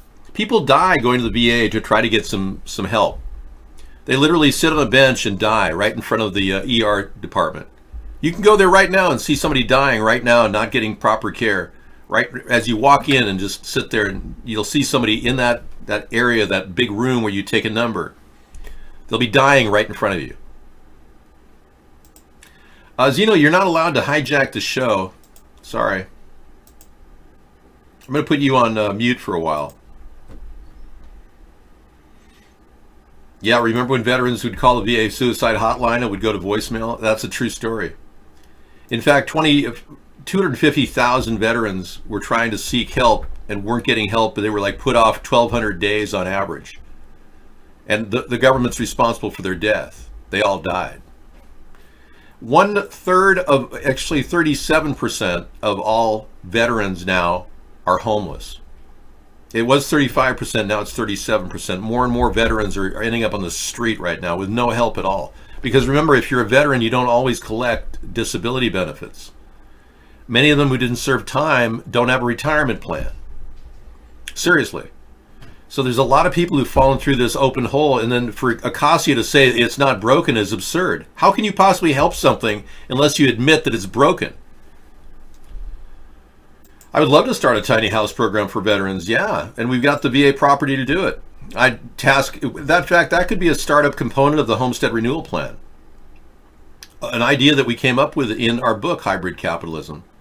The concept of giving people a job fixing up houses, like this. And we could start right now on the VA property across the country and open up a tiny house village on every Veterans Administration open territory. Tell the janitors they're clearing space and get some bathrooms constructed for temporary use. Actually, get the bathrooms up there for regular use. Yeah, leave them there. In fact, one of the things I want to do is I want to get all kinds of bathrooms to cities across the country, federally developed bathrooms. I have a design in mind that will prevent people from living inside the bathroom. And I would, as soon as I hit the ground running, I'll be developing this concept so that we'll have bathrooms in Skid Row. We don't have a decent amount of water, fresh water and sewage in those areas. Same with 10 cities in Seattle, Portland, San Francisco. That poop problem is crazy. The Democrats have literally paid a $750,000 to clean up poop this past year in San Francisco. The democratically led government. Yet they won't put bathrooms in, which is absurd. You can put quite a few bathrooms in for $75,000, but the bathrooms that I'm suggesting, you can't live in them. And I will explain that later once I'm president. In the meantime, I'm going to be working on my idea as a separate idea. They're not glory holes, no, or holes in the ground, but they'll be bathrooms, but you won't be able to live in them, though. That's the problem with bathrooms now. People are living inside the bathrooms. It's warmer in there because of the heat from the sewage down below.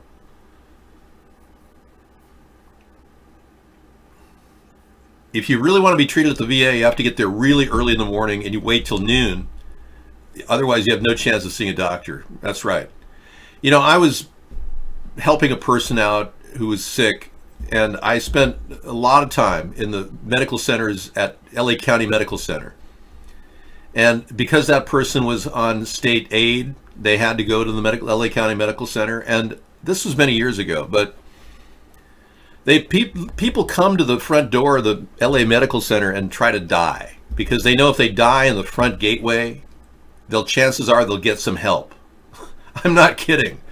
So when you go out, and I'm sure this is true today, when you go out in the front of the LA County Medical Center, you'll see all these dying people who literally live on the steps of the LA County Medical Center. Isn't that shocking? But it's happening around the country. This is what's going on. A home on the container wall and let them guard it. Yeah, we should give some veterans options of being guards at the container wall. Sure. I totally agree. We're thinking on the same level of misanthropy. Open up opportunities across the board. In fact, if we do build the container wall, which I hope to do, for 1,000-mile container wall, only $1 billion, that's a good deal. And I think even Democrats will understand the importance of that. Yes, the container wall is essentially what I say it is. What you see is what you get. It could be graffiti covering these things. We can always paint them a different color. But they'll be constructed in a way that sides will be slick. You won't be able to go over the sides. We just had a brownout. I'm not refusing to play Larry Sinclair. I just don't do what you're telling me to do. And what you're doing is spamming, and I'm trying to teach you not to spam. But apparently your spamming worked because I am going to play it. Here it is, by popular demand. In other words, Zeno wants to put this out there. Here we go. Ladies and gentlemen, the legendary Larry Sinclair, who Barack Obama did not sue for defamation of character, even though Larry Sinclair passed a lie detector test with 99% certainty that what he says is true. Where Senator Obama exited the limousine with $250, which was provided to him by me. Returned a short while later with an 8-ball of cocaine, which he gave to me. I did ingest a couple of lines of cocaine, and shortly thereafter, Senator Obama produced a glass cylinder pipe and packet of crack cocaine from his pocket. Obama then smoked the crack cocaine. I performed fellatio on Senator Obama in the limousine during the time Senator Obama was smoking crack cocaine, after which I had the driver take me to my hotel, the Comfort Suites, Gurnee, Illinois. There you go. He even told people where he was staying in case he wanted to have a good time. Yeah. And you hear that sniffle during that whole speech that he made? You could tell he's been into coke quite a bit. He even had that drain, that nasal drain you get when you do a lot of cocaine. Yeah. I haven't seen that on anybody except, well, there are people, exceptions, like Donald Trump, who had a very bad cold for 4 or 5 weeks when he was doing the debates. Remember that? He had that kind of sniffle thing going on. Now, I can only play a few seconds of this because when it happens, YouTube wants to ban this if it's longer than 8 seconds, but here it is. All right, Mr. Trump, you have 2 minutes. How do you heal the divide? Okay, that's all I can play. Under 8 seconds. So he must have had a cold for a long time during the debates.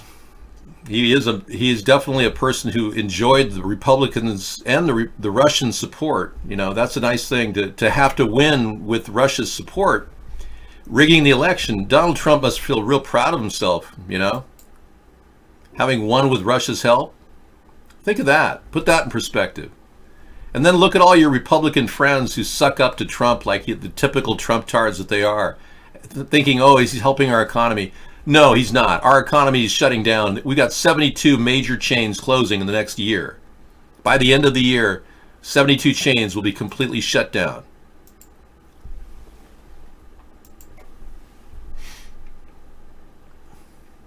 NBC didn't watch this? Share and expose?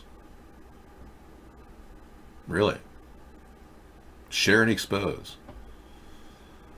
All right, I'll have to get to that in a little bit.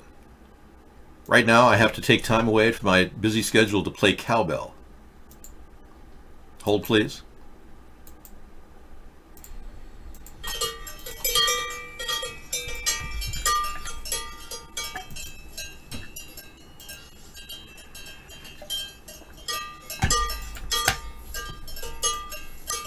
This is another example of none of us is great.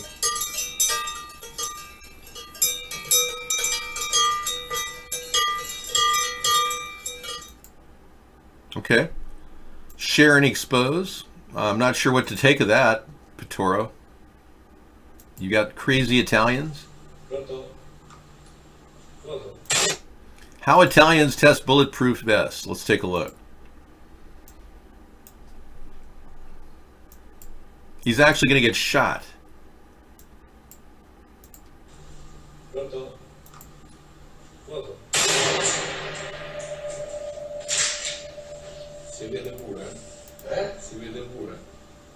Man, to take the bullet like that, boy, truly amazing man. And this is a little hairy for me. Let's take a look. Very, very interesting. Listen to this from NBC. Tonight, America on track for its worst measles outbreak in 25 years. Oh, you see that picture of that kid? Oh, that's already been outed on the internet. That's been photoshopped. The picture has been a complete fake. They've identified all those marks as being Photoshop stamps being stamped onto a standard stock photo of a kid. Yeah, NBC's been outed on this whole thing. So we got another NBC video, or rather a video exposing NBC called From High Impact Flicks on the measles. All right, thank you. And I'll put that in vaccinations. I've got a separate section on vaccines on my playlist. What am I looking at here? Play this one after the show. Okay. Yeah, there's the stock photo of the kid. Cool. I'll play this after the show. Thank you. Just happened. Directed energy weapons. Lasers. Cool. That would be good. Oh, by the way, Larry King is in good spirits after undergoing heart surgery last week, and did not go to cardiac arrest after the heart attack, according to experts. Although I heard a contradiction from one of his doctors that he did have proteins in his blood that would indicate mild heart attack. All right, recovering in the hospital. No photos yet of Larry King, but he's still alive. Larry King is alive, yeah. And he's had some facial reconstruction work. Oh, no, that's Einstein, sorry. He has had some work done on his hair. He went in for a little cardiovascular work and a hair mousse that was applied to get more body to his luscious hair. Okay, I'll play it. The one you just posted. Yeah, the one on directed energy weapons. You betcha believe it. You betcha. You better believe it. You betcha believe it. And I guess life is pretty simple for Donald Trump, just ordering a Chick-fil-A to Baylor women's basketball team. Handing out fast food. Handing out fast food. Everyone's happy eating that bad food that's going to clog their arteries and cause problems like Larry King got. Oh, good. Good to know.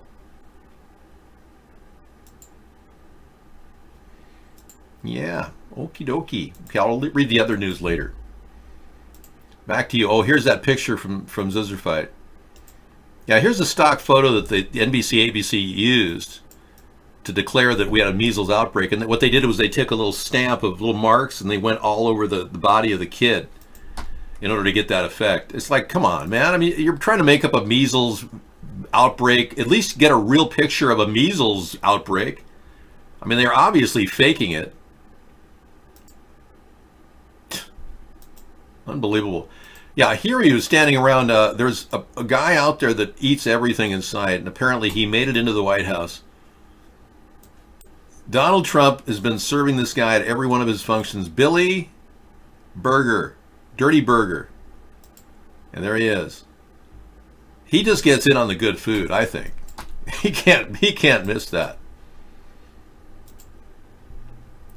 Really? We had iBlog attack last week. Somebody showed their body part. That's weird. There's no way that's a newborn. Yeah, I agree. That's a stock photo of a newborn. But it's a huge newborn, that's for sure. Okay. Well, we're done with all that stuff. We don't have to go into detail on that. And gosh, I do have the answers to all the problems in the world. So if you come here for answers, the people of Venezuela, the food drop idea. Da da da da da da da da. Oh, and there's more propaganda about ISIS that came our way over the weekend. Our Sustainable Saturday, it was good, but you know, we had to, I don't know, they keep drumming up this war thing where we want to constantly fear Muslims. You know, they've been doing this since 9/11, and they're into round 4 with the caliphate. Apparently now they've got a new guy named al-Baghdadi. Yeah, they're Osama bin Laden, you know, that went down and they couldn't come up with a new name, and I think this one's a winner. Yeah. This feared man from all around the world, now a #1 wanted criminal, al-Baghdadi.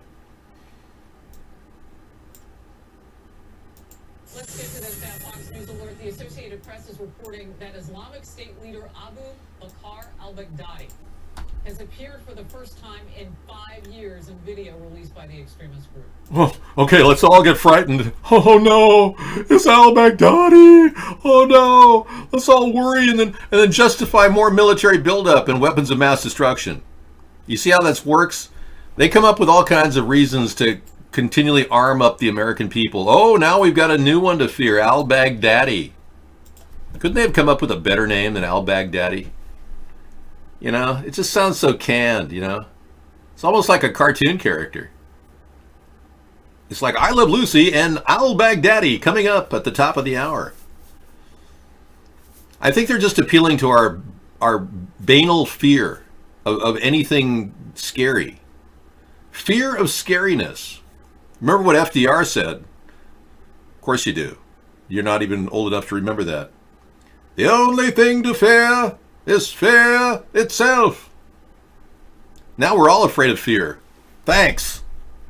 God. And here I was not afraid of fear, and now I am. Dave, if you become president, can anyone who wants automatic firearms have them? Well, we're planning on opening up a plan to give everybody a chance to share weapons by doing a kind of a checkup if they want. It's not a mandatory verification process, but you'll still be able to do it. In some states, you have to go through that. We want to make it easier for those states to do background checks. But I'm not going to impose a verification plan. I decided against it. But you can't buy submachine guns still on the open market. But automatic weapons, yeah, absolutely. But you can't go out and buy a Tommy gun. I mean, I think you need a permit for that.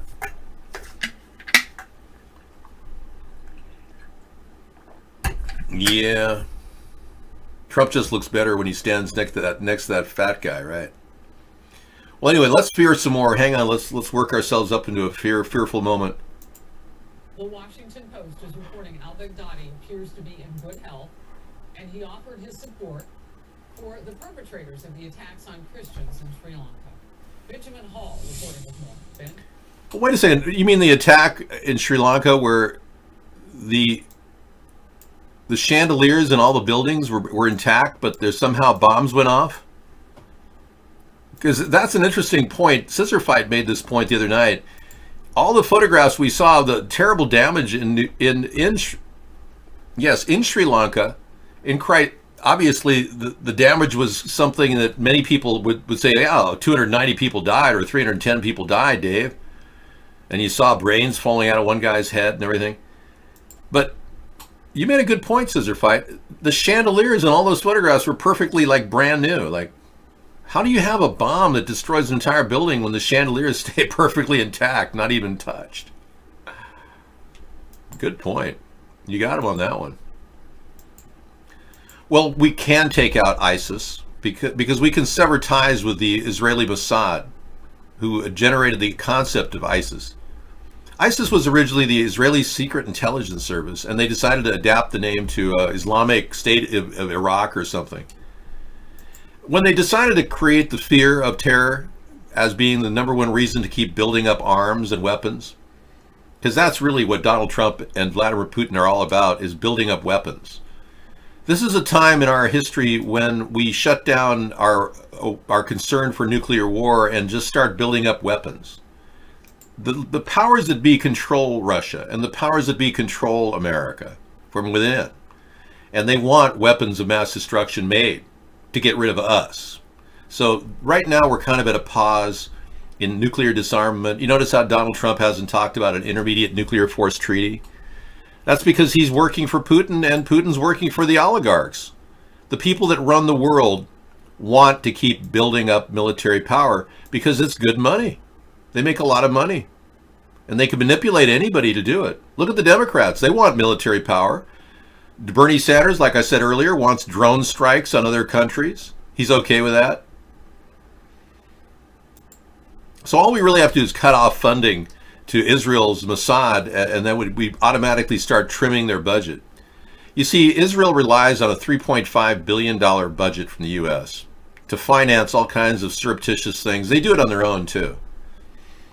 But if we could get Israel to get back on the table of nuclear nonproliferation by forcing the issue forward, sign the nuclear nonproliferation agreement in order to receive money. If they sign it, great, they'll continue to get money. But if they don't dedicate their forces to nuclear nonproliferation by signing the treaty, then we can't possibly give them money. And thereby they wouldn't have the money to create these fake terrorist events which lead to war, like Iraq and Afghanistan. All perpetrated what appears to be an inside job of some sort.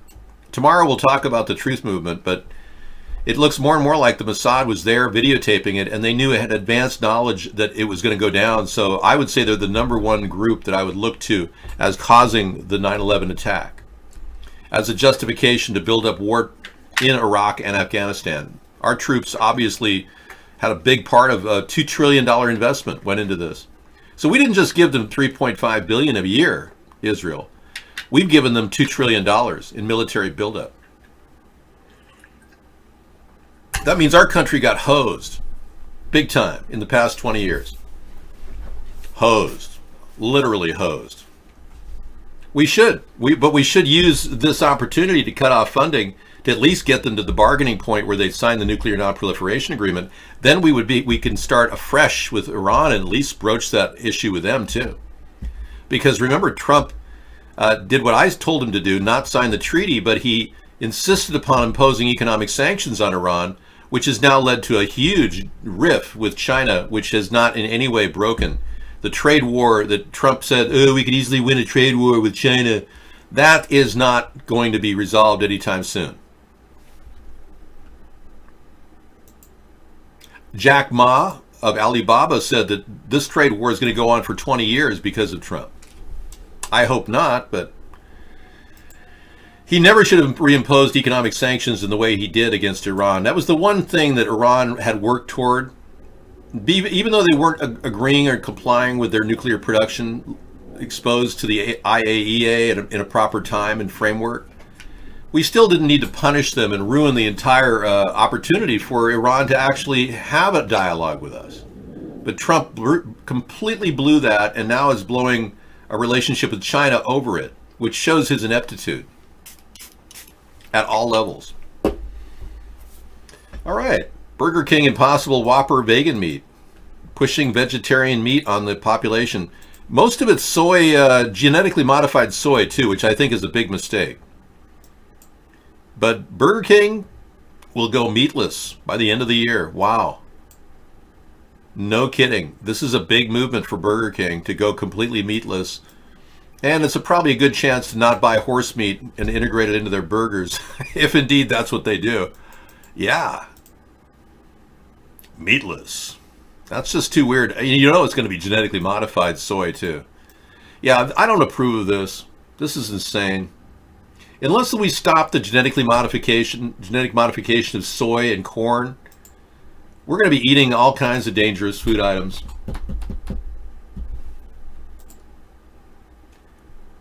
Iran has literally helped us and been reasonable every time we asked, and we turn around and screw them basically. Well, I don't know if I wouldn't go that far. I believe Iran is very secretive about their weapons production and all the weapons that they have produced. Remember, Iran is a unique nation in that they've spent all their money on weapons and missile factories. They have 9 missile factories in Iran, but not one refinery to turn the oil that is prevalent there into gas. Tell me that's sensible. I mean, that's the most insane thing I've ever heard of a country that doesn't want to refine their own fuel. I mean, what's wrong with Iran? That they want to create 9 missile factories and no refinery. We could help them build a refinery. We could. But they want to keep that no refinery because they want to use that as a precipice in their argument that they need nuclear power. That's why. Claiming that the refinery is going to pollute and blah, blah, blah. They really just want to refine nuclear power. And these new refining techniques that they have now are dangerous and produce a tremendous amount of potential waste. Why we need nuclear weapons, anyone's guess. Nobody really wants to attack any one country. But Russia's leading the parade trying to push for attacks on our country and any other country. Vladimir Putin is the biggest protagonist for a first strike anyone in the world. Over anyone in the world, Vladimir Putin wants to be able to tell people he can strike within 5 minutes any country. There's something wrong with that. Something wrong with a man who wants to strike all countries around him because his economy's weak.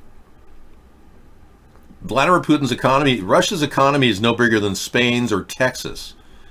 And that's why he's, walking around with a big stick and threatening the world.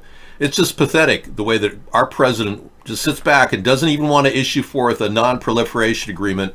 Intermediate nuclear force treaty would be outstanding right now, but oh no. He wants to just do what Putin wants him to do and initiate global nuclear war. Putin is acting upon the rich global elitists that make money making weapons too. So this is going to be the fate of humanity as we move forward based on the stupidity of our leaders and our inability to create a third party in enough time. Yeah. So we can't seem to be doing it quick enough to get ahead of the agenda, the Agenda 21, Agenda 2030. All these goals are in mind to essentially destroy the world. And you ask, well, why would they want to do that? They live on the world too. Not really, no. They live underground. And these people are so confident that they're going to survive underground, they put massive amounts of food supplies underground, thinking they're going to live out a nuclear holocaust. This is how stupid they are. That somehow they're going to get rid of 90% of the planet prior. and then they're going to then the planet's going to refresh and everything's going to be beautiful again. That's the belief that they have. And they bought it, hook, line, and sinker. Trump is the most lying president we've ever had. He's been caught in 5,987 lies since he started. Outright caught in the middle of these lies. Saying one thing and saying the other. You know, the most recent one caught the attention of Kellyanne Conway's husband, George Conway. He said Trump's lying incessantly, and he's right. His most recent lie is that his dad, Trump Sr., Fred, was born in Germany, when his driver's license and birth certificate all says born in New York.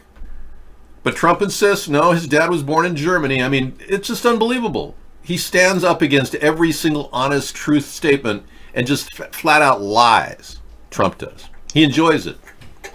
Scaramucci, the former guy that was working for him, who got fired in 10 days, Scaramucci said that Trump loves to lie. It's fun for him. Yeah, he says he's a very young, fit man. The man obviously enjoys the play of lying. It's like lie play.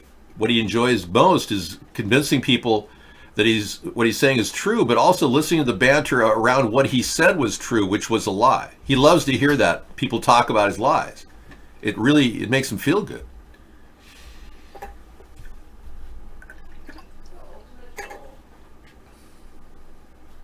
Yep.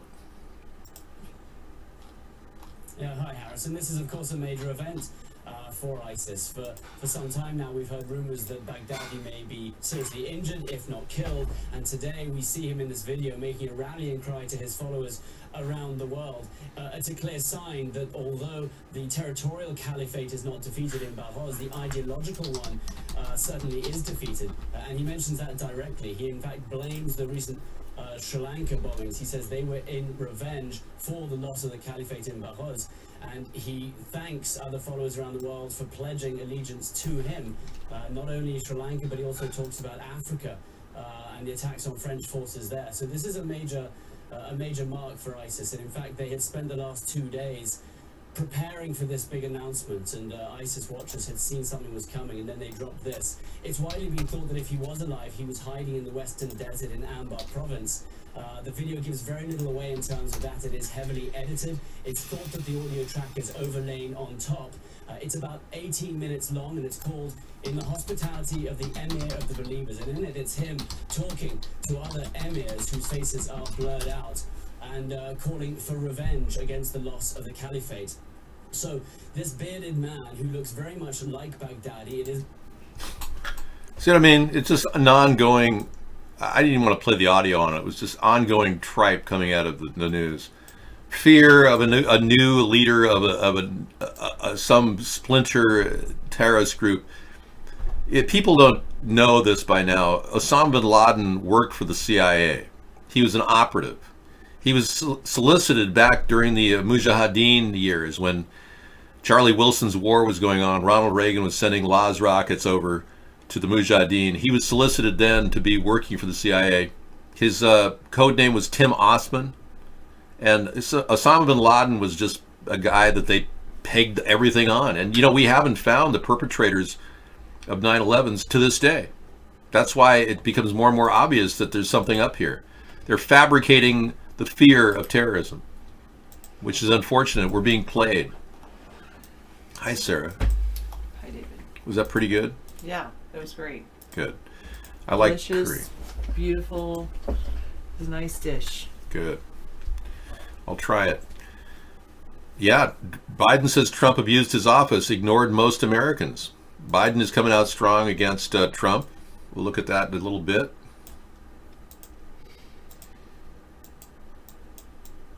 Yeah.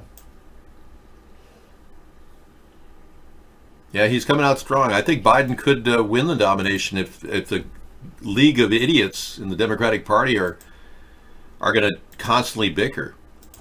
Biden is a very, very strong political player, just as strong as Hillary Clinton has been. There's no doubt in my mind that he could win this nomination. I have the belief that this guy's been able to defray anybody's questioning him improperly touching people. He managed to pull that one off. But there's evidence out there, but not solid evidence of his behavior being a criminal act. And that's probably why he's still surviving. A transformer furniture hidden on ceiling deploys by command. Wow. It's a video. I don't want to download anything. Can I just watch it? We can play it. I'm not volunteering for it. Stop it. Just stop it. Okay, we'll put it over here and I'll bring it in.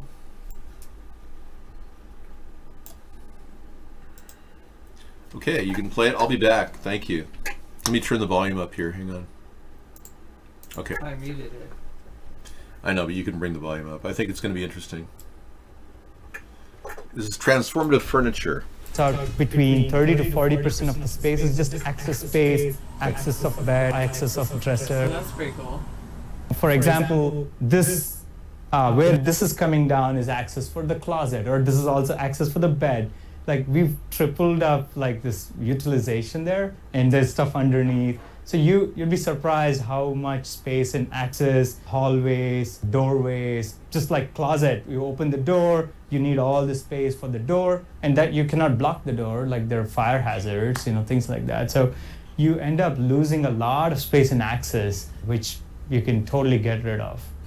Same space becomes a closet, right? So same space becomes a dresser. Just clears your room, none of your anxiety. Like, it's just a living room. And, like when he's working, there's a projector, it like hangs out, watches TV. And then there's a whole bedroom that's in the ceiling. All his storage, his closets, all his stuff is put away.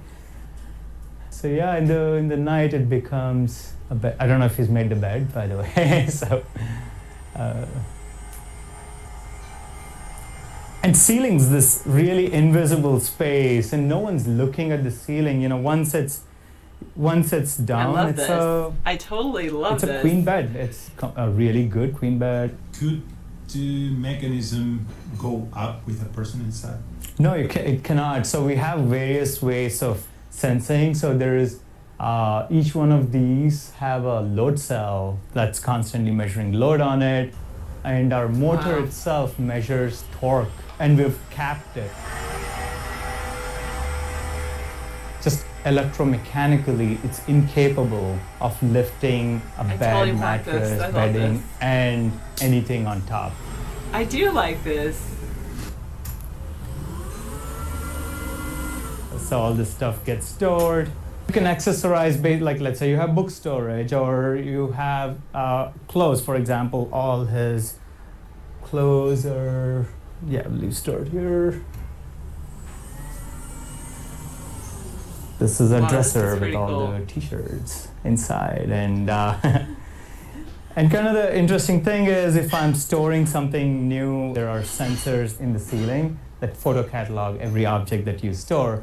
So when I put something away, so let's say day mode. So when you leave, send it away. Let me watch it on YouTube. Just clears your room.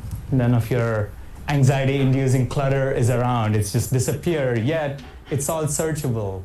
I put my smartphone in there. It knows it's my black smartphone, so I don't have to search for it. And you don't have to type it in. It uses. This is cool. Texas says watch. I know usually there is text that says watch on YouTube, but it doesn't have the text. On this one? Are you saying on this video you're telling me to do watch on YouTube? I'm looking where? Usually there is text over here, but it's just like full screen. Non-full screen, share. There's share maybe. It's, and video. .us.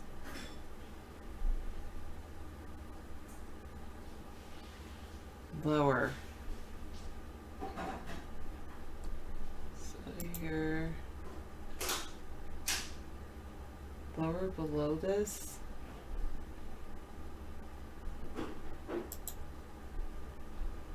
Oh, I see. Got it. So I'm not volunteering for it. Alright, thanks. I made you a little lunch for tomorrow. Oh, well, for Wednesday. Or Wednesday, rather, yeah. Yeah. Okay, awesome. Thank you. Yeah. Okay, this is a cool video. I think we should look at this. Really? Well, not now. For space but saving, you mean? Yeah. Okay, it's cool. all like really like, so he's got his beds and then Yeah. it comes From down. down from the ceiling. So Cool. I'll just play it. I like that. Storage, or you have clothes, for example, all his clothes are, yeah, leave stored here. Clothes. This is a dresser with all the t-shirts inside, and Okay. and kind of the Very cool. interesting thing is, if I'm storing something new, there are sensors in the ceiling that photo catalog every object that you store. So when I put something away, so let's say day mode. So when you leave, send it away, just clears your room. None of your anxiety-inducing clutter is around. It's just disappear, yet it's all searchable. Okay, so that's cool. I will play this tonight in our show lineup as well. I like that. Thanks, Miss Anthony. Yeah. NVIDIA.us also makes it. I'll put a watch later too, in case you want to find it. Yeah. All right, cool. Let me Well, get we this off the watched it- screen. Maybe that was like the second time we watched it. It wasn't the third time. It was the second But time. Whatever. Thank you. I thought it was cool. I wanted to show David. Thank you very much. Fortunately, David doesn't do that every time I come in to show me all the cool things that he finds. But anyway, it's like living in a garage. Yeah, exactly, which is what I like. I like clean lines. I like... Oh, you wanted to show me the greatness of NVIDIA, and Invidious, and I wanted to...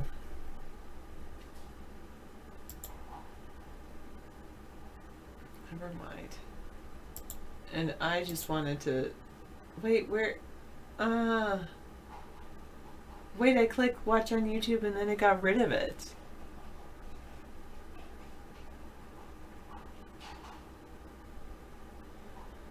Oh, okay. Thanks. It makes it easy for me to download as an audiobook? Wow. Let me go back to Invidious.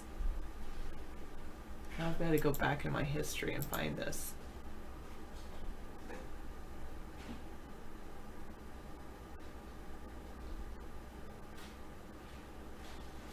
That's so weird. Where did it go?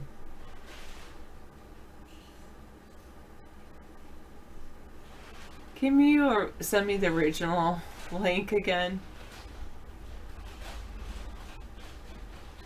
Oh, the dude's room was a huge waste of money. Gotta write it off.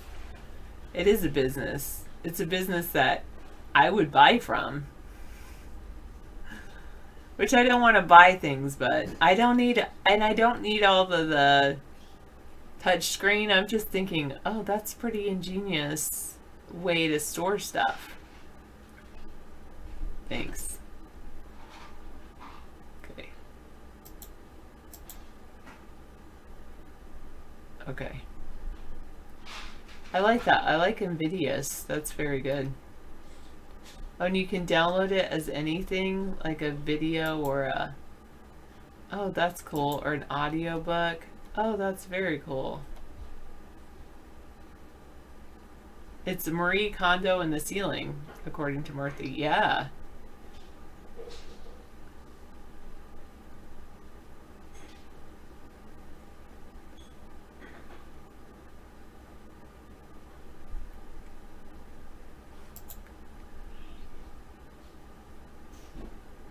Yeah, it's not... Yeah, and I agree with that. You don't need a computer to keep yourself organized.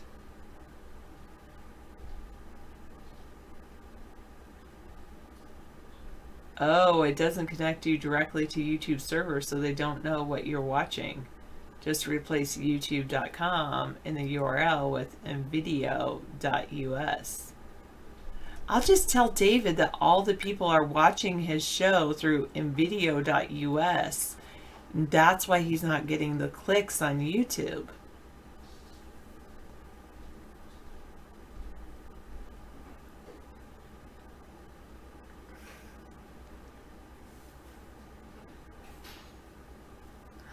Yeah, tell him that. I agree. I like to do things myself, and I wasn't looking at it as the whole. I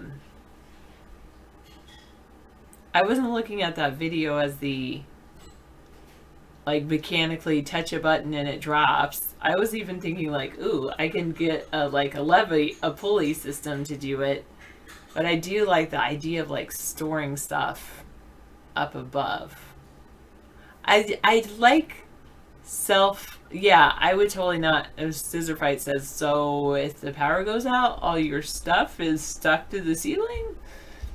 And I like the idea of not necessarily doing it as a like computerized smart house kind of thing. I like and taking pictures of everything down below. I like more of the idea of space saving. But boxes won't necessarily fall on my face while I'm sleeping, because above you could do it like you could give yourself like 5 feet of room around your bed so that nothing is around the bed. They put it right next to the bed, but you don't have to store it right next to the bed. It could be like 5 feet away. But I do like the idea of storing a bed on the ceiling, because so often I just end up sitting in my bed. But it would be cool to like sit on a couch. I don't know. Anyway. Yeah, I see the point. I was thinking of a Murphy bed, but I might like that bed better. Yeah, that would be another option. Yeah. Either way. But it is weird to like. Then does it add stress to the ceiling? No, that's a question. No, most ceilings will handle the strain of a bed. They should handle the load of a standard bed. Yeah, I mean, I think it is pretty cool.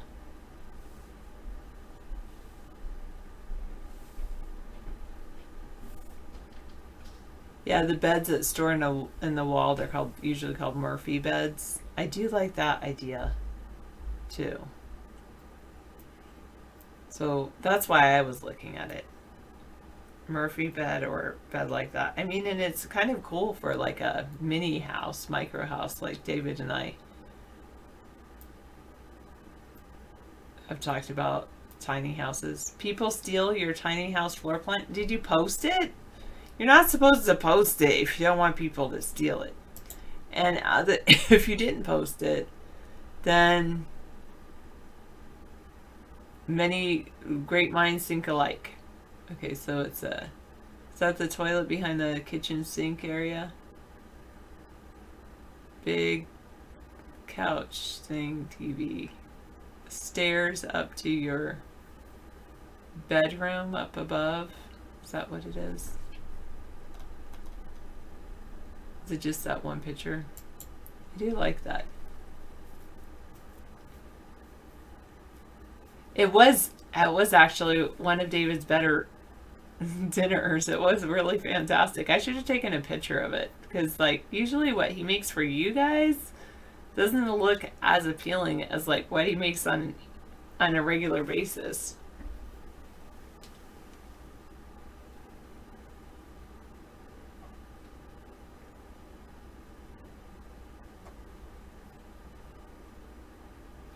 Battery operated would be good. Solar panels, charged battery, that would be good.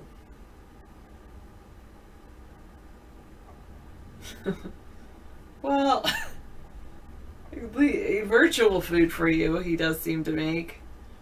He always makes something on Thursday night. I end up eating it all, the real food that he makes for you, but no Hot Rails. I'm not interested in that person, and he's not even related to David.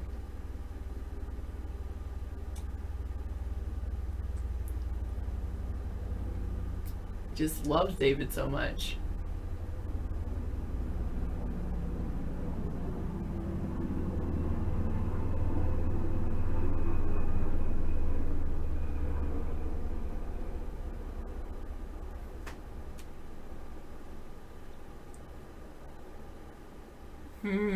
Spiral staircase. Yeah, I've always liked the idea of a spiral staircase, but then when you go to climb them, they're a little bit trickier. You don't like the just a ladder?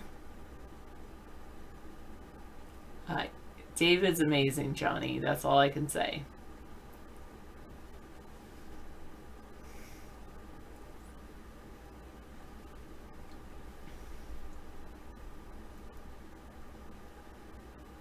Oh, that's true.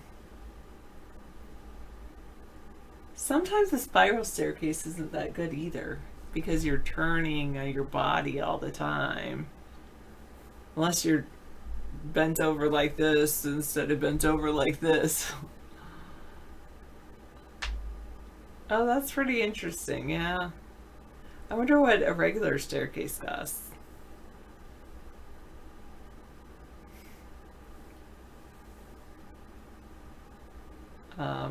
Yes, Hot Rails. Sure, men do too, but women much more so, sadly. Mine would be, I don't know. What do you want, my brains? Yeah.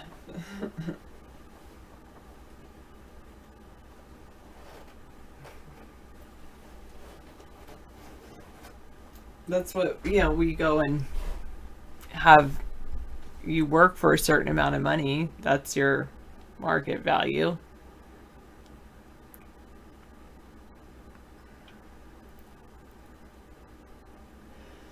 Yeah, exactly. Buying wood for a regular staircase, maybe $200. You can even buy the pre-cut, like, stairs things. No, Hot Rails, there really are not. Maybe 1%, maybe, and that's stretching it. No. Yeah, maybe 1%. I know, Johnny. That's what you would expect, wouldn't you?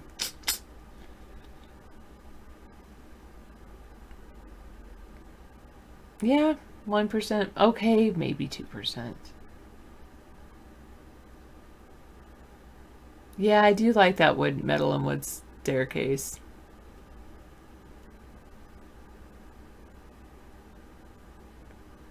Is that a teacher? Teachers a lot more actually than our students. I thought people asked about students. Hot Rails asked about students.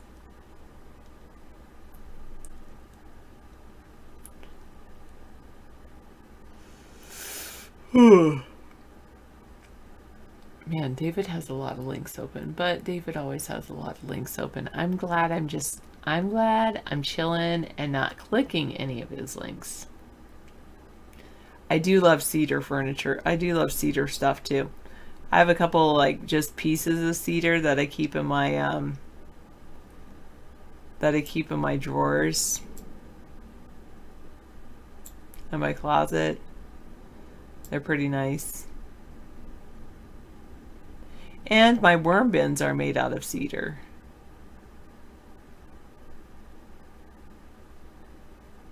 One's an Alaskan yellow cedar.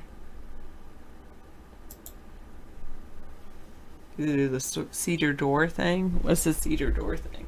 I also have these cedar, I think they're cedar, yeah, like shoe inserts on my nice shoes. Yeah. I feel like I should get some sandpaper though to rub it so then the smell comes out. I would love, that's one smell I do like is cedar. I would actually like, if they had a cedar perfume, I might actually wear that. Like a little cedar oil. But I hate lavender perfume. Most bases of perfumes are lavender, and I'm like, why? Yeah, I think I'll do that sandpaper thing. That's a good idea.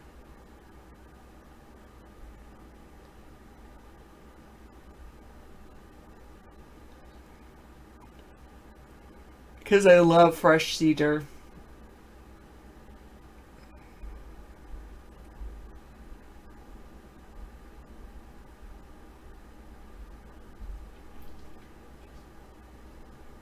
Yes, we already had the perfume discussion earlier. You all know I don't like perfume. I don't like odors. Moving on. I smell good without needing perfume. I guess I'm turning into David and no. I'm restating. Yeah, I do like vanilla. I'm restating things sometimes because I'm not looking at the news, so I don't have new things to talk about all the time. I think maybe they do have some cedar oil in a jar.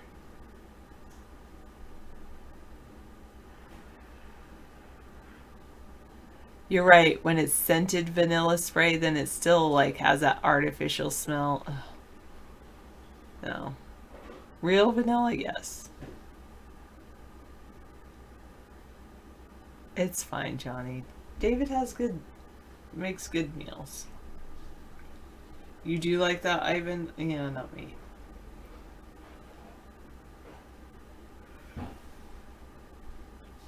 Wow. Yeah, just stay away from the scents. The worst is nail polish. I would never go into a nail salon. Ever. No. Never gonna happen. I have gone into Bath and Body Works, but it's just a little overwhelming, but I have even bought things from there. But then later I'm like, why did I do that? But just like the little tiny ones. Then later I'm like, why did I do that? It's not good.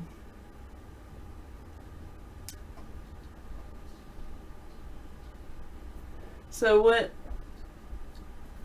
on a ride at Disneyland and they must spray some scents because it was it's called it was California Adventure, and it was soaring, and like you're soaring over different things, and it so when you're soaring over the elephants, that did smell like elephants, but then you're soaring over other things, and I think there must be some kind of scents that they use because the elephants really did smell like that, but all the other scents, they just smelled like bad perfume to me. It's just like earthy. Yeah, the elephants, when it was over them, it was like earthy and clay and hay. That's what it smelled like. I've never been around real elephants, so maybe I was just imagining it and it was an olfactory hallucination, maybe? I don't know. Yeah, I wouldn't like Irish Spring. It would, yeah.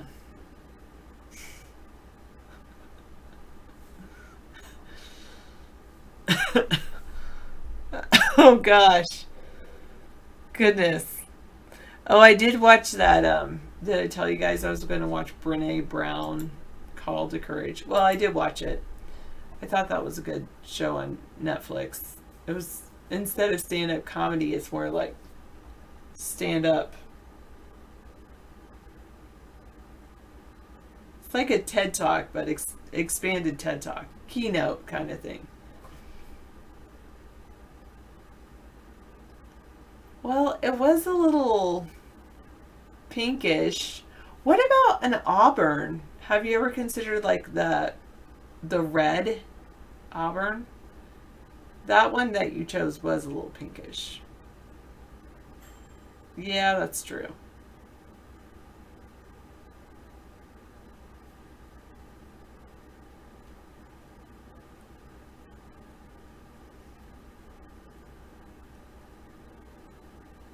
Yeah, I don't know. Okay, here. Yes, I'll scroll up for you. Are you ready? Wait.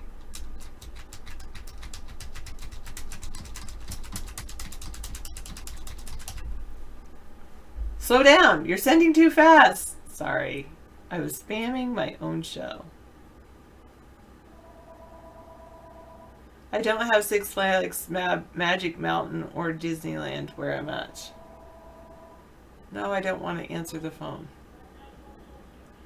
Oh, I don't want to do that because I just don't. No one messed up my username. I just, dang it. Jets and phone calls. Someone asked to scroll up.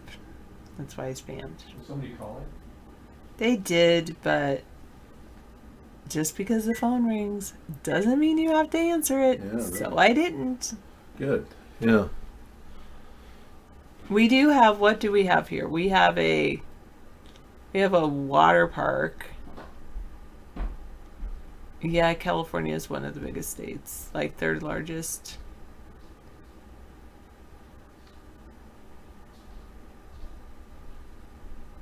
Okay.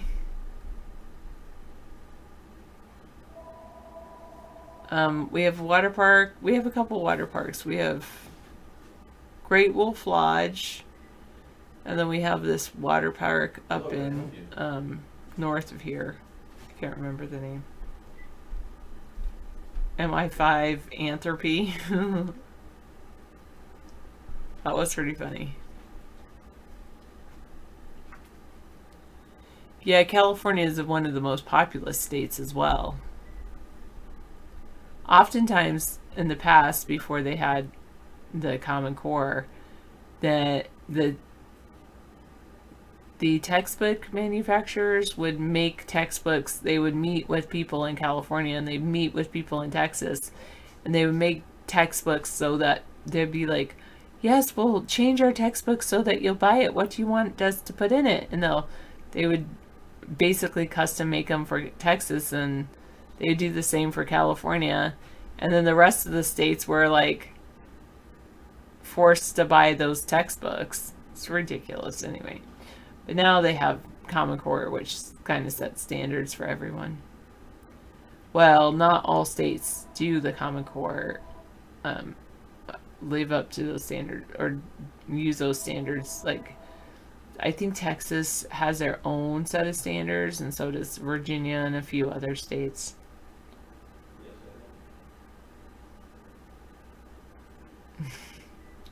Certain parts of California are beautiful, but certain parts are not. Oh, wow. Oops. What were you doing, Sarah?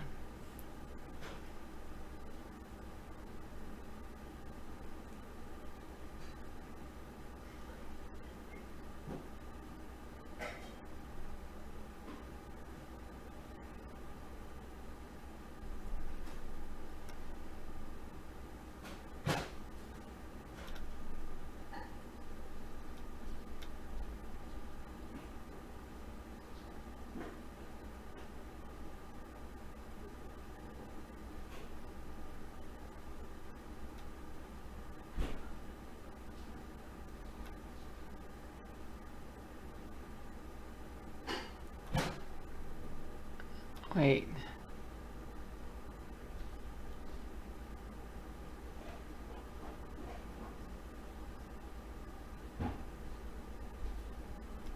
That's weird.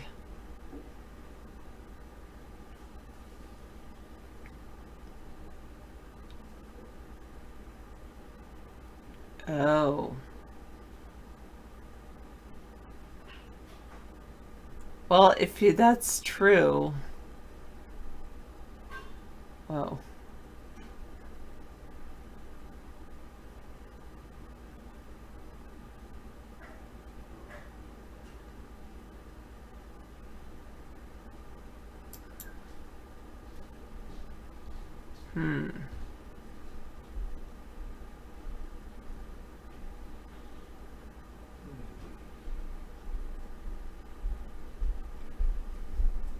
Yes. Well, the USA is big, but some people like to live in California because it's close to the coastline and it has nice weather, whereas some places that are close to the coastline don't always have nice weather. And then other places that are cheaper to live don't have access to water.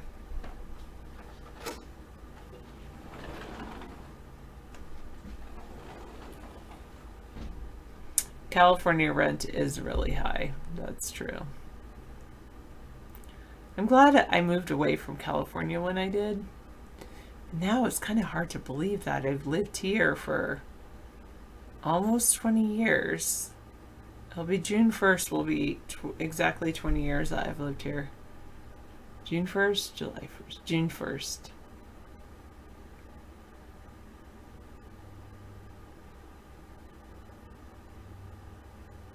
Well, I have a couple of leather pants, and I have a nice leather vest, and I have a nice leather jacket. I also have a suede jacket, and then I also have a leather skirt, but I need to sew it because it has a bad zipper on it. But I'm not bent for that word, whatever that is.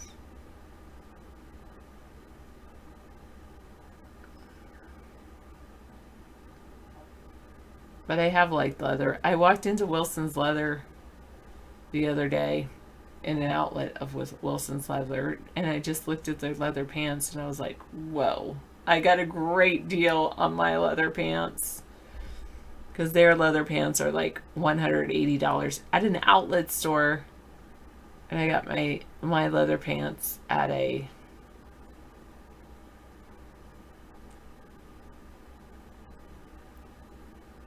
$180. Anyway, no, I haven't run into vegans yelling and throwing stuff at me. And they look at me and they're like, wow, she looks so good, I can't spoil it. And it's funny because my leather pants I got at a thrift store for $6 each, and my skirt was like maybe $10 or $12, and my vest was like maybe that much, $10. And then my jacket I actually picked up somewhere. It was like someone was giving it away. So, like, yes, I'll take that. And that's the thing, I really appreciate not spending a lot of money but still having nice things. Like this jacket that I love, it's a wool jacket. I got it at like 70 or 80% off after a winter one year. Not on their lunch break, Hot Rails, but maybe when they go home from work. I'm sure a few do. I'm not one of those.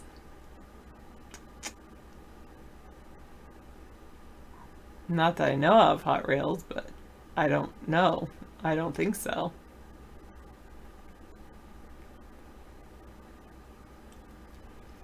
We just end up eating chocolate. That's what we end up doing.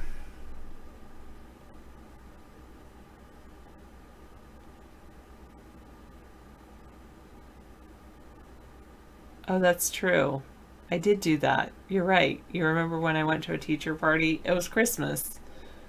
I think my principal showed up, but I was the only actual teacher from my school there. And everybody else was drinking alcohol. Pretty much. Yes, that's true. But I don't drink. So sometimes it's hard to go out to parties because I don't drink.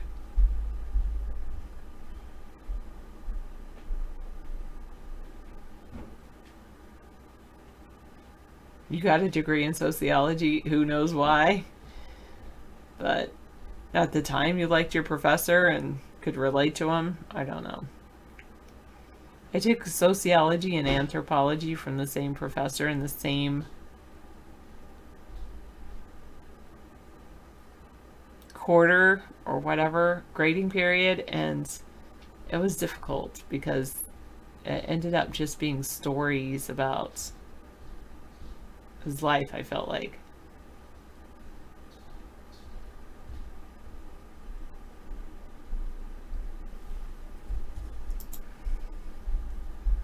Well, you must have a really good memory, Miss Anthropy.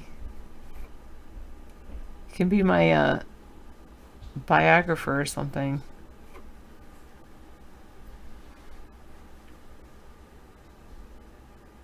When did you have access to the teacher's desk in order to move the teacher's desk to the janitor's closet?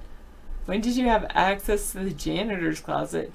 And like, how did you like just throw all the teacher's stuff on the teacher's desk on the floor?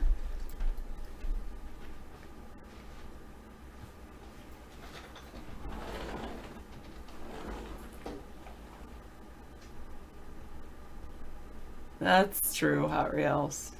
Oh, you got keys to things at school? Well, Oh, you worked in the office. Okay, good to know. I need to sew some stuff. Like, actually, I need to sew a pocket.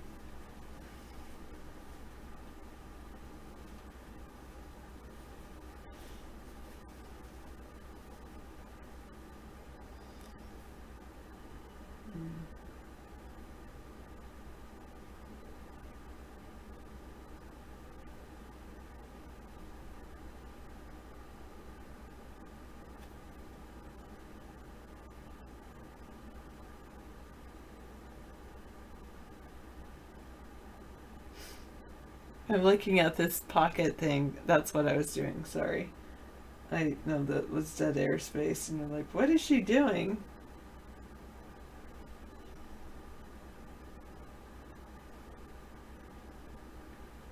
I've got...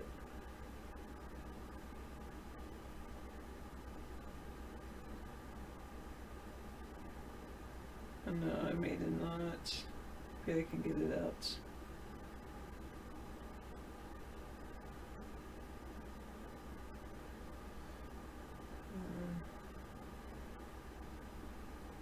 Oh, no.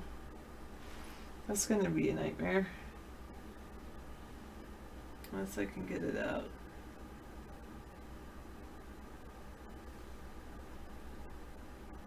But I could sew while I'm talking to you. That would be good if I could do two things at once.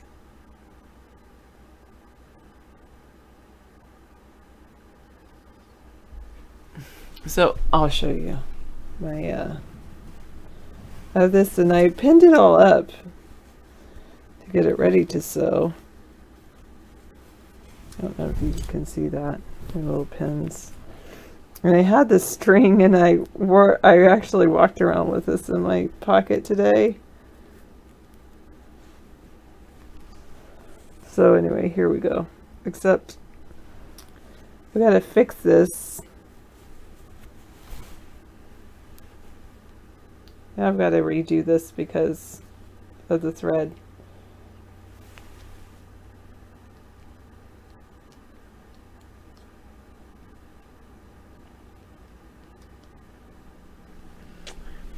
Okay, you had the keys to the school, you worked in the office. It was amazing. You guess you should have been a teacher.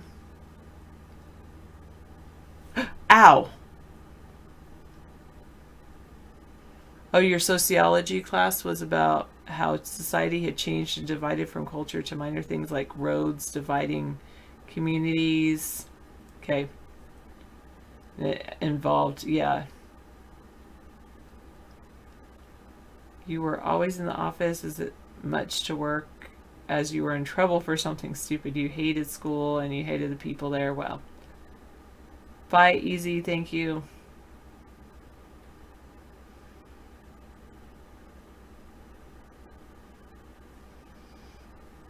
Maybe I'll just restart. I could cut that off. Okay. I do have a sewing machine, but I don't use it very often. I hand stitch more frequently than I sew on a sewing machine. Sometimes sewing on a sewing machine, it might be easy, but it's not. It doesn't seem to do as good of a job as just hand stitching.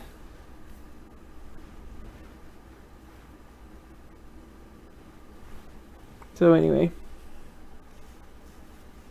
it's not too tough. You're right, to make clothes and all that. I could do it. California does have nice beaches. You like California? There's so much to do. Here, there's concerts and Hollywood bands play at the Fox Theater. That's pretty cool. Yeah, there's a lot to do there.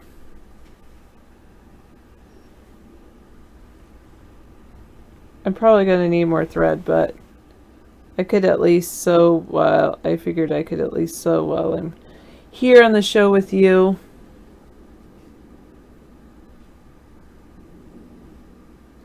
Yeah, true. Patience. Watching some videos. That's true.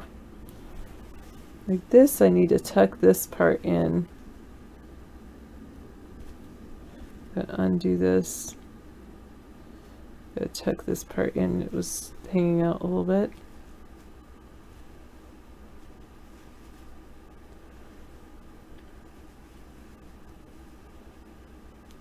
And then I pin it.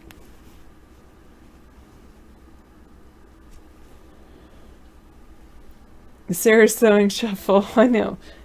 Sewing something while I'm wearing it too. It's pretty cool.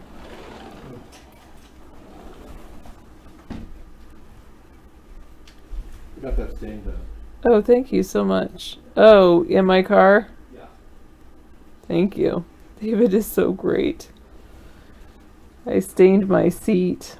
I dropped some kind of liquid on my passenger seat. So David's fixing that for me. I really appreciate that.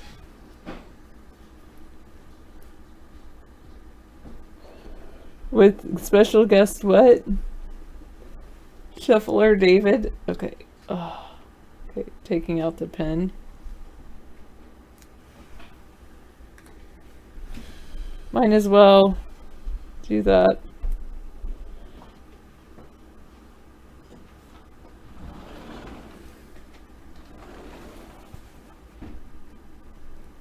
I remember sewing when I was a little kid. My aunt was a seamstress.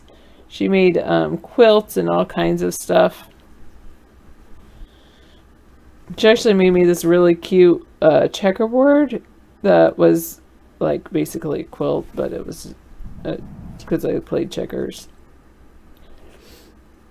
And it had little pockets for checkers. I think I got rid of it. I mean, I didn't purposely get rid of it, but I think it just got rid of one time. All right, and now I've got to do the hard part, is the knot.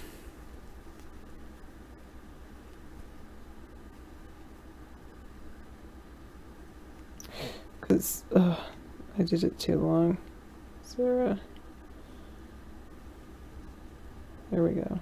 Maybe this will work. Okay. There we go. One.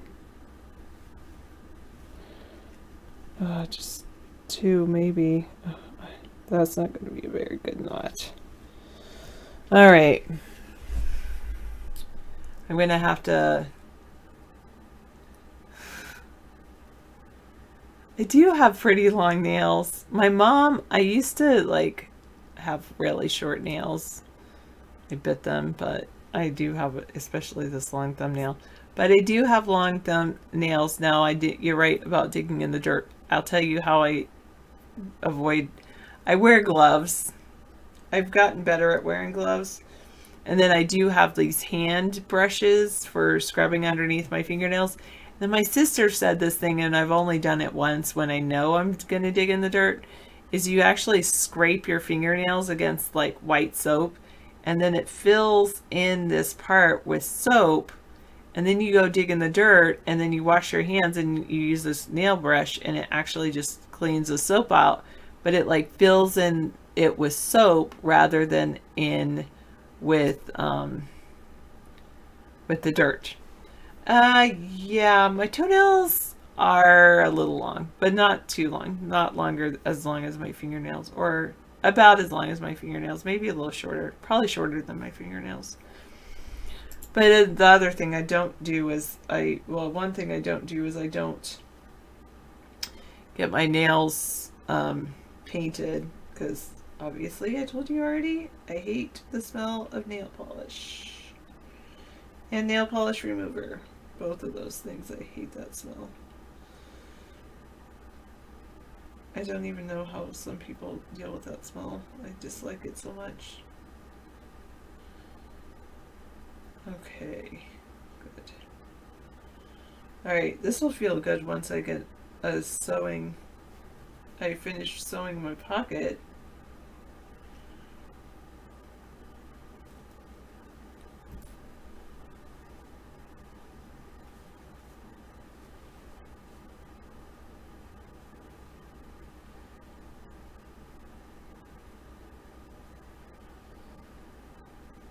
That would be really good.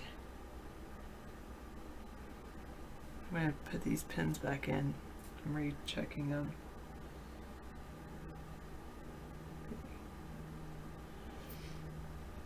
That will be good. Your fingernails take a long time to grow. You wonder if that's a health issue. I can tell you what I've heard some people do is they soak their fingers in gelatin. They claim that that helps grow their nails because, you know, horse hooves are made out of gelatin. Or gelatin is made out of horse hooves, so I don't know if that's why they do it.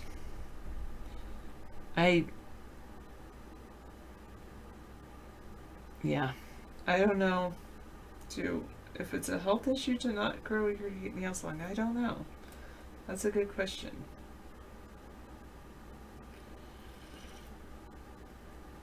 Okay. All right. At least I got probably like an inch sewn. I'll have to get some more needle and thread. I could do that on the show. I could like sew. I could sew my leather skirt while I'm on the show with you because I refuse to read the news and fill in the airtime with that. So I could just do that. And then the show, David comes on the show and he's like, why is the chat room so slow? And it's probably all my fault because everybody's like, oh, she's on again. It's boring. Let's leave. Or David is like filling every second with exciting airtime.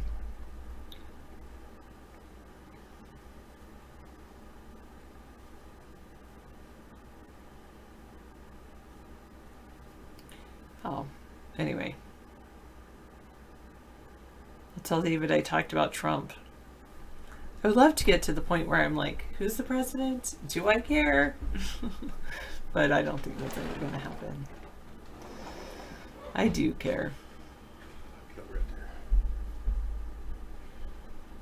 I know.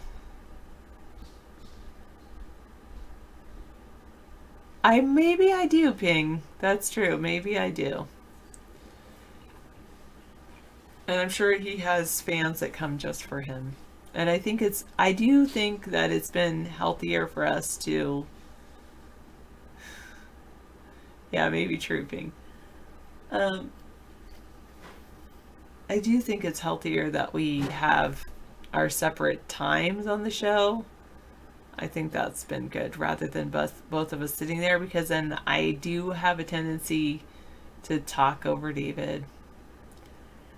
Yes, my cat is still around. Amber, our cat. She is... Earlier I fed her dinner while I ate my dinner.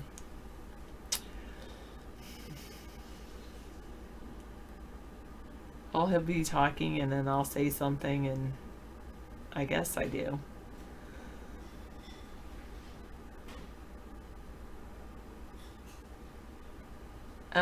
I think it's a tortoiseshell tabby. A tortoiseshell tabby cat. Yeah. I call her name's Amber, and I think it's because we named her Amber because she looks like Amber, the stone.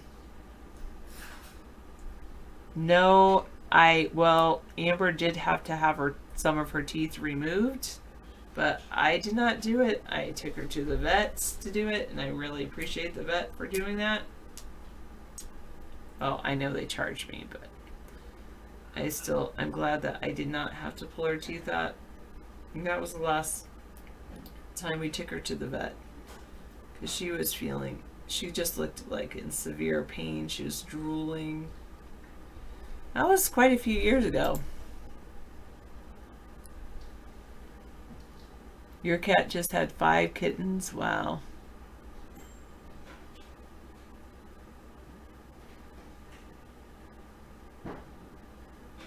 A casualty?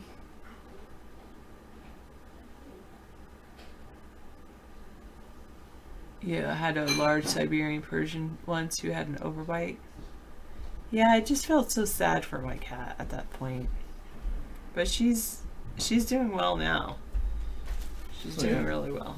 Who's yeah. Amber, our cat. Yeah, considering the CBD oil is helping a lot. Yeah. Yeah, the CBD oil is helping her too. Kind of miraculous. We switched brands, and we had one that was stronger initially, and then this one has coconut oil in it, and for some reason she's gained a little weight. Yeah. Maybe it has a little THC in it. I don't know. You know, maybe she has the munchies. Who knows? Yeah. So we had a wonderful break with Sarah, and she talked about her coat. And I sewed my coat. Oh, you started did? sewing my coat on camera. I just stood up and was sewing it. Oh, nice. Good. Because today I actually walked around with all these pins in my pocket, and I stabbed myself earlier at one point. Because you were planning on sewing it during the day? Well, I had, when I was on some spring cleaning thing, I had put it, like, I'm going to sew it one day, and I got it ready, but then I never did it. So anyway. She did talk about Trump, too, according to Misanthropy. He said you talked about Trump. Sure. Whatever. He's just making that up. Yeah. Okay. Well, thank you for doing that. I'm glad you got the project. Oh, yeah, I did. See, I'm just honest. I tell David I did spend my segment sewing. Yeah, I don't mind. I think it's cool. I think you can, take sewing with you on the road trips, and it's kind of fun to sit there and sew.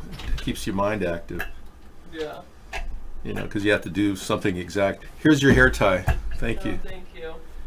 Thank you so much. Great. Thank you. Thanks, sir. Get some sleep.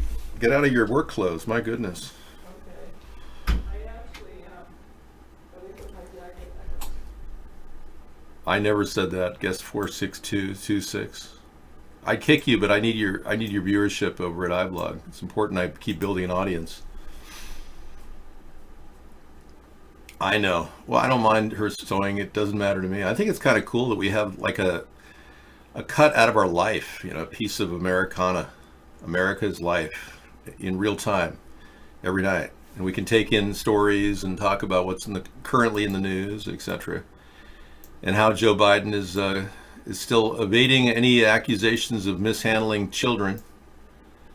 Apparently he's glossed over all that.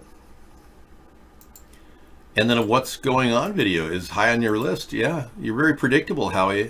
What is it like being so predictable? What's it feel like? I don't know. I mean, maybe